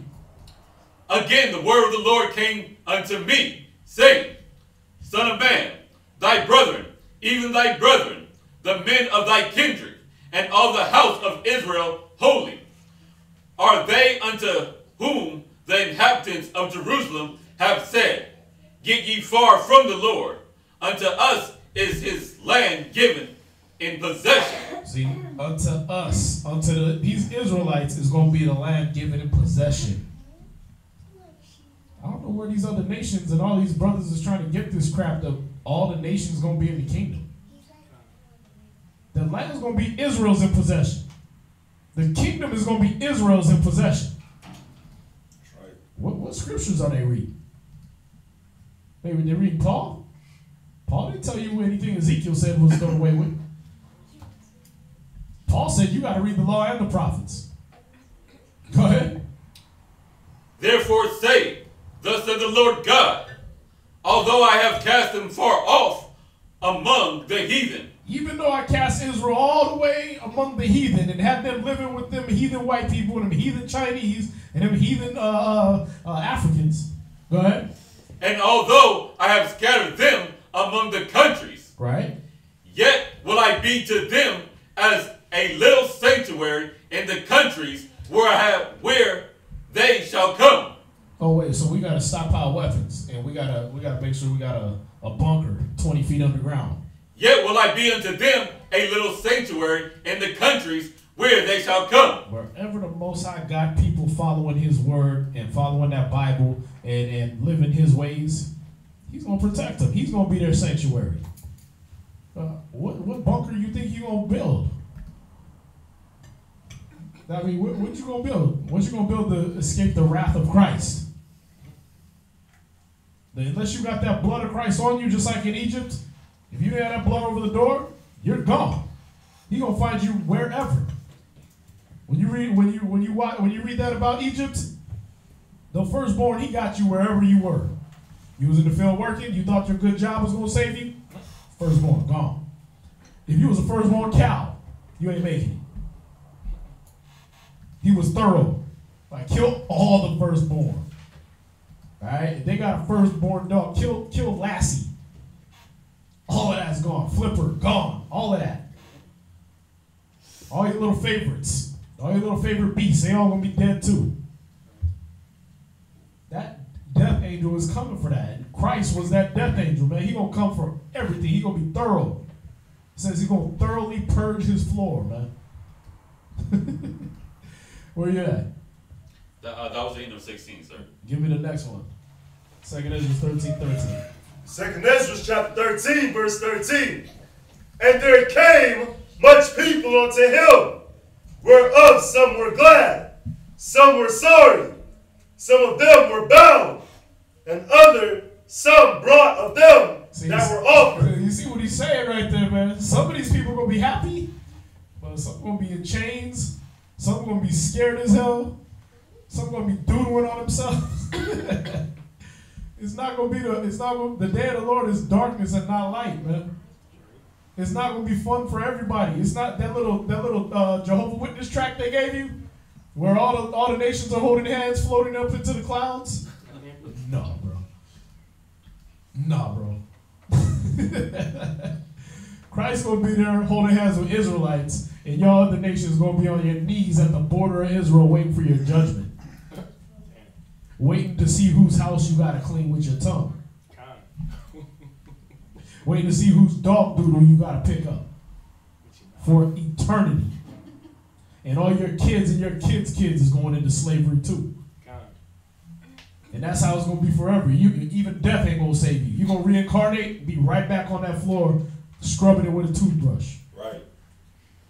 You're going to be right back in the kingdom that Israelites run, cleaning dog doodle for the rest of your eternity, man. Your nation going to be under tribute. You're going to come. The best thing you can hope for is you get to celebrate the Feast of Tabernacles with us. And if you do that wrong, he's going to kill you. Right. On the spot. I can't write it no better. I can't make it better for y'all. Sorry. I'm not the racist. Jesus wrote it. Where you at? 2nd Esdras chapter 13, verse 13. You finish it? Go ahead. Last precept. Then was I sick through great fear, and I await and said, Thou hast showed thy servant these wonders from the beginning, and hast counted me worthy that thou shouldest receive my prayer. Right. He showed Esdras everything, man. He showed him everything from the beginning to the end. So what you just got right there, you got, just in those 2 chapters, you got exactly how the end of the world is going, the end of this age, I'm going to say it the right way, the end of this age is going to play out. The Most High going to hit America with nukes that'll rock this entire earth, man. The whole earth is going to sway back and forth. You're going to think the whole earth is about to go off its axis and fly off into the cosmos somewhere. And then Christ will come, and the ones of y'all that made it through it, you're going to be slaves. And you're going to be happy slaves too, or else. 2nd Esdras 12, verse 33. 2nd Esdras chapter 12, verse 33. For he shall set them before him alive in judgment, and shall rebuke them and correct them. For the rest of my people shall he deliver with mercy, those that have been preserved upon my borders. And he shall make them joyful unto the coming of the day of judgment, whereof I have spoken unto thee from the beginning. This is the dream that thou sawest, and these are the interpretations. Verse 36. Thou only hast been meet to know the secret of the highest. Right, so that's it on that. So you just got the breakdown of 2nd Esdras chapter 11 and chapter 12. You just got what's going to happen at the end of the world. You just got exactly point for point what's going to happen. So as you're watching the news, remember everything that was said in this class.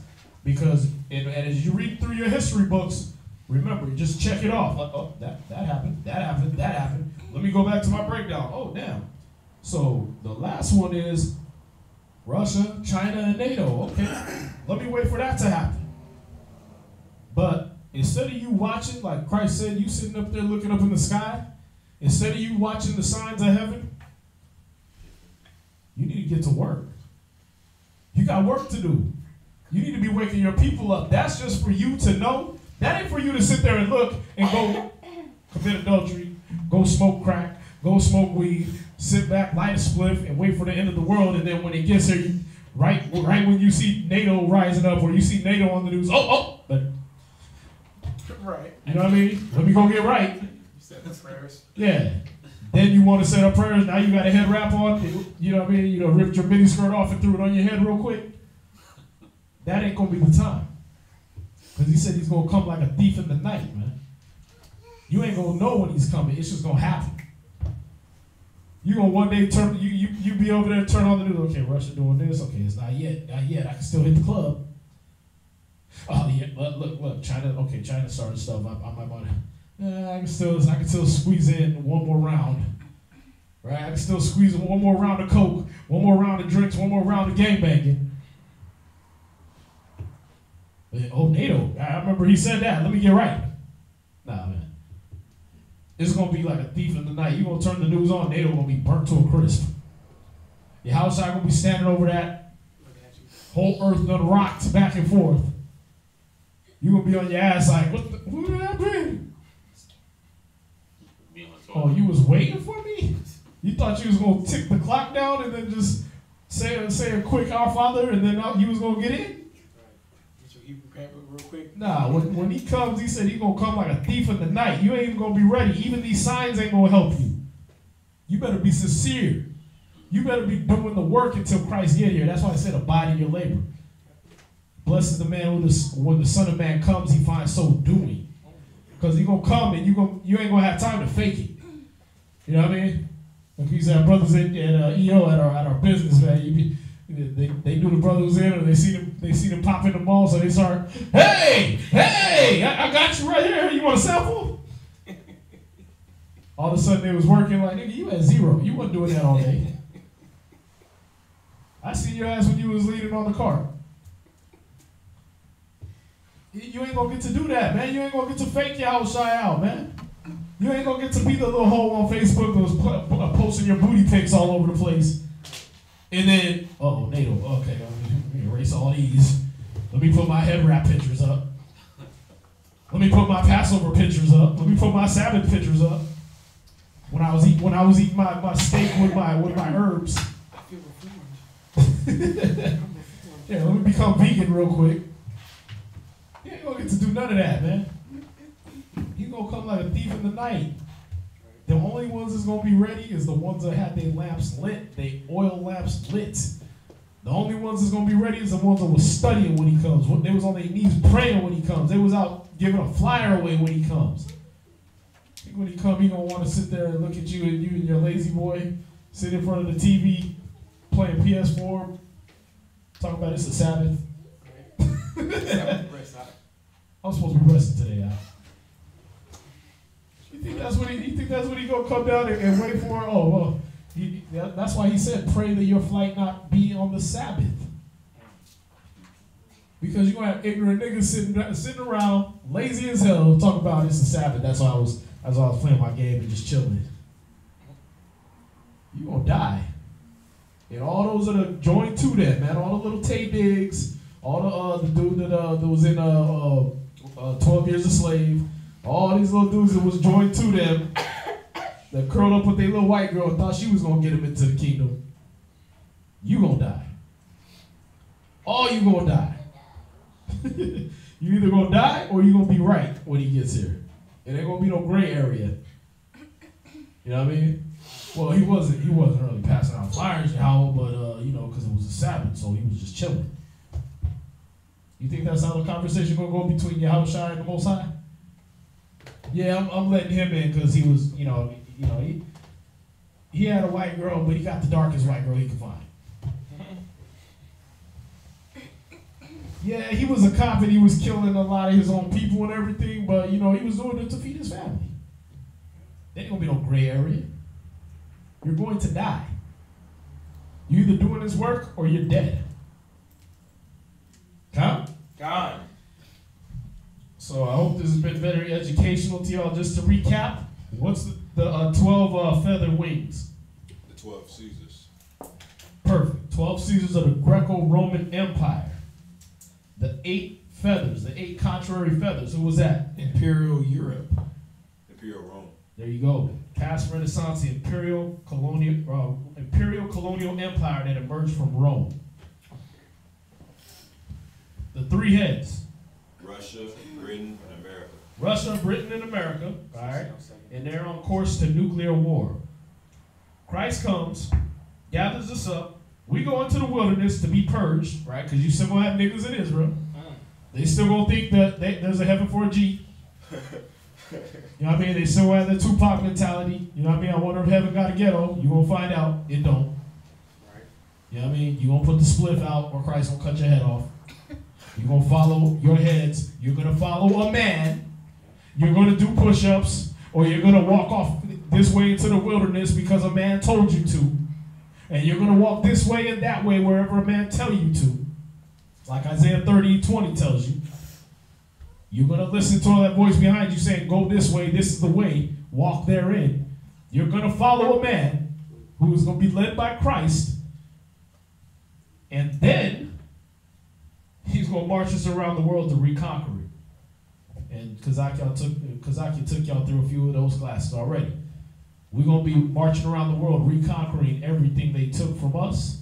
And we're going to be putting every nation back under the right way of doing things. So we're going to be in China telling them, listen, you ain't eat none of those pigs that floated up in the ocean. You ain't eat nothing that's defiled. You ain't doing none of that. And you're going to ship us all your silk and all your other jewels that you got and everything like that. You're going to do that every year. Good night. Russia, if there's a Russia left, they're going to be shipping us anything they can make. More than likely ice cubes, because they ain't got crap up there. But wait, when we need ice in Israel, we're going to get that good Russian ice. That's what is it? The tiger? Siberian ice. We're going to get that good Siberian ice. You know what I mean? When we're going to do our Akon thing and get a tiger, I want one of the big Siberian ones. It should be one of those, Putin. And y'all going to do it, and y'all going to love it. That's what the Most High going to do. He's going to have us going around the entire world, and we're going to set everybody straight, man. And no more is it, there ain't going to be none of that pollution. There ain't going to be no more, you read Isaiah, and the whole earth is going to be rejoicing, being singing, man. There ain't going to be no more pollution. Nothing that's defiled is going to enter into Israel. No GMO, nothing. Right? You ain't going to be eating no three-tailed bananas, no four-eyed fish. Right? You ain't gonna have to worry about is this drink I'm drinking, was it filtered through a pig bladder, or is this drink I'm drinking got a human embryo in it? Everything, we're gonna purify this earth under Hamashiach, under Yahushua. God. But if y'all got any questions, save them for Wednesday. We're gonna have class from 7 to 10, Friday 6 to 9. And then Saturdays, 10 a.m. to 2 p.m. All right, you can catch us on the ISBHPK YouTube. If you gotta email us, isbhpk at gmail or isbhpk.com. Sorry, .org. isbhpk at isbhpk.org. All right, so if you got to email any questions, if you got your donations, if it's canned goods, clothes, anything like that, you can send it to the school addresses that we said at the beginning of the class: 8524 South Braeswood Boulevard in Houston, 4219 Center Gate Street in San Antonio, and 501 Copper Avenue Northwest in Albuquerque. All right. Well, with that, we appreciate y'all joining us. Again, save your questions for Wednesday, and we'll get to those. And with that, we'll say shalom. Shalom. It's all about the Most High.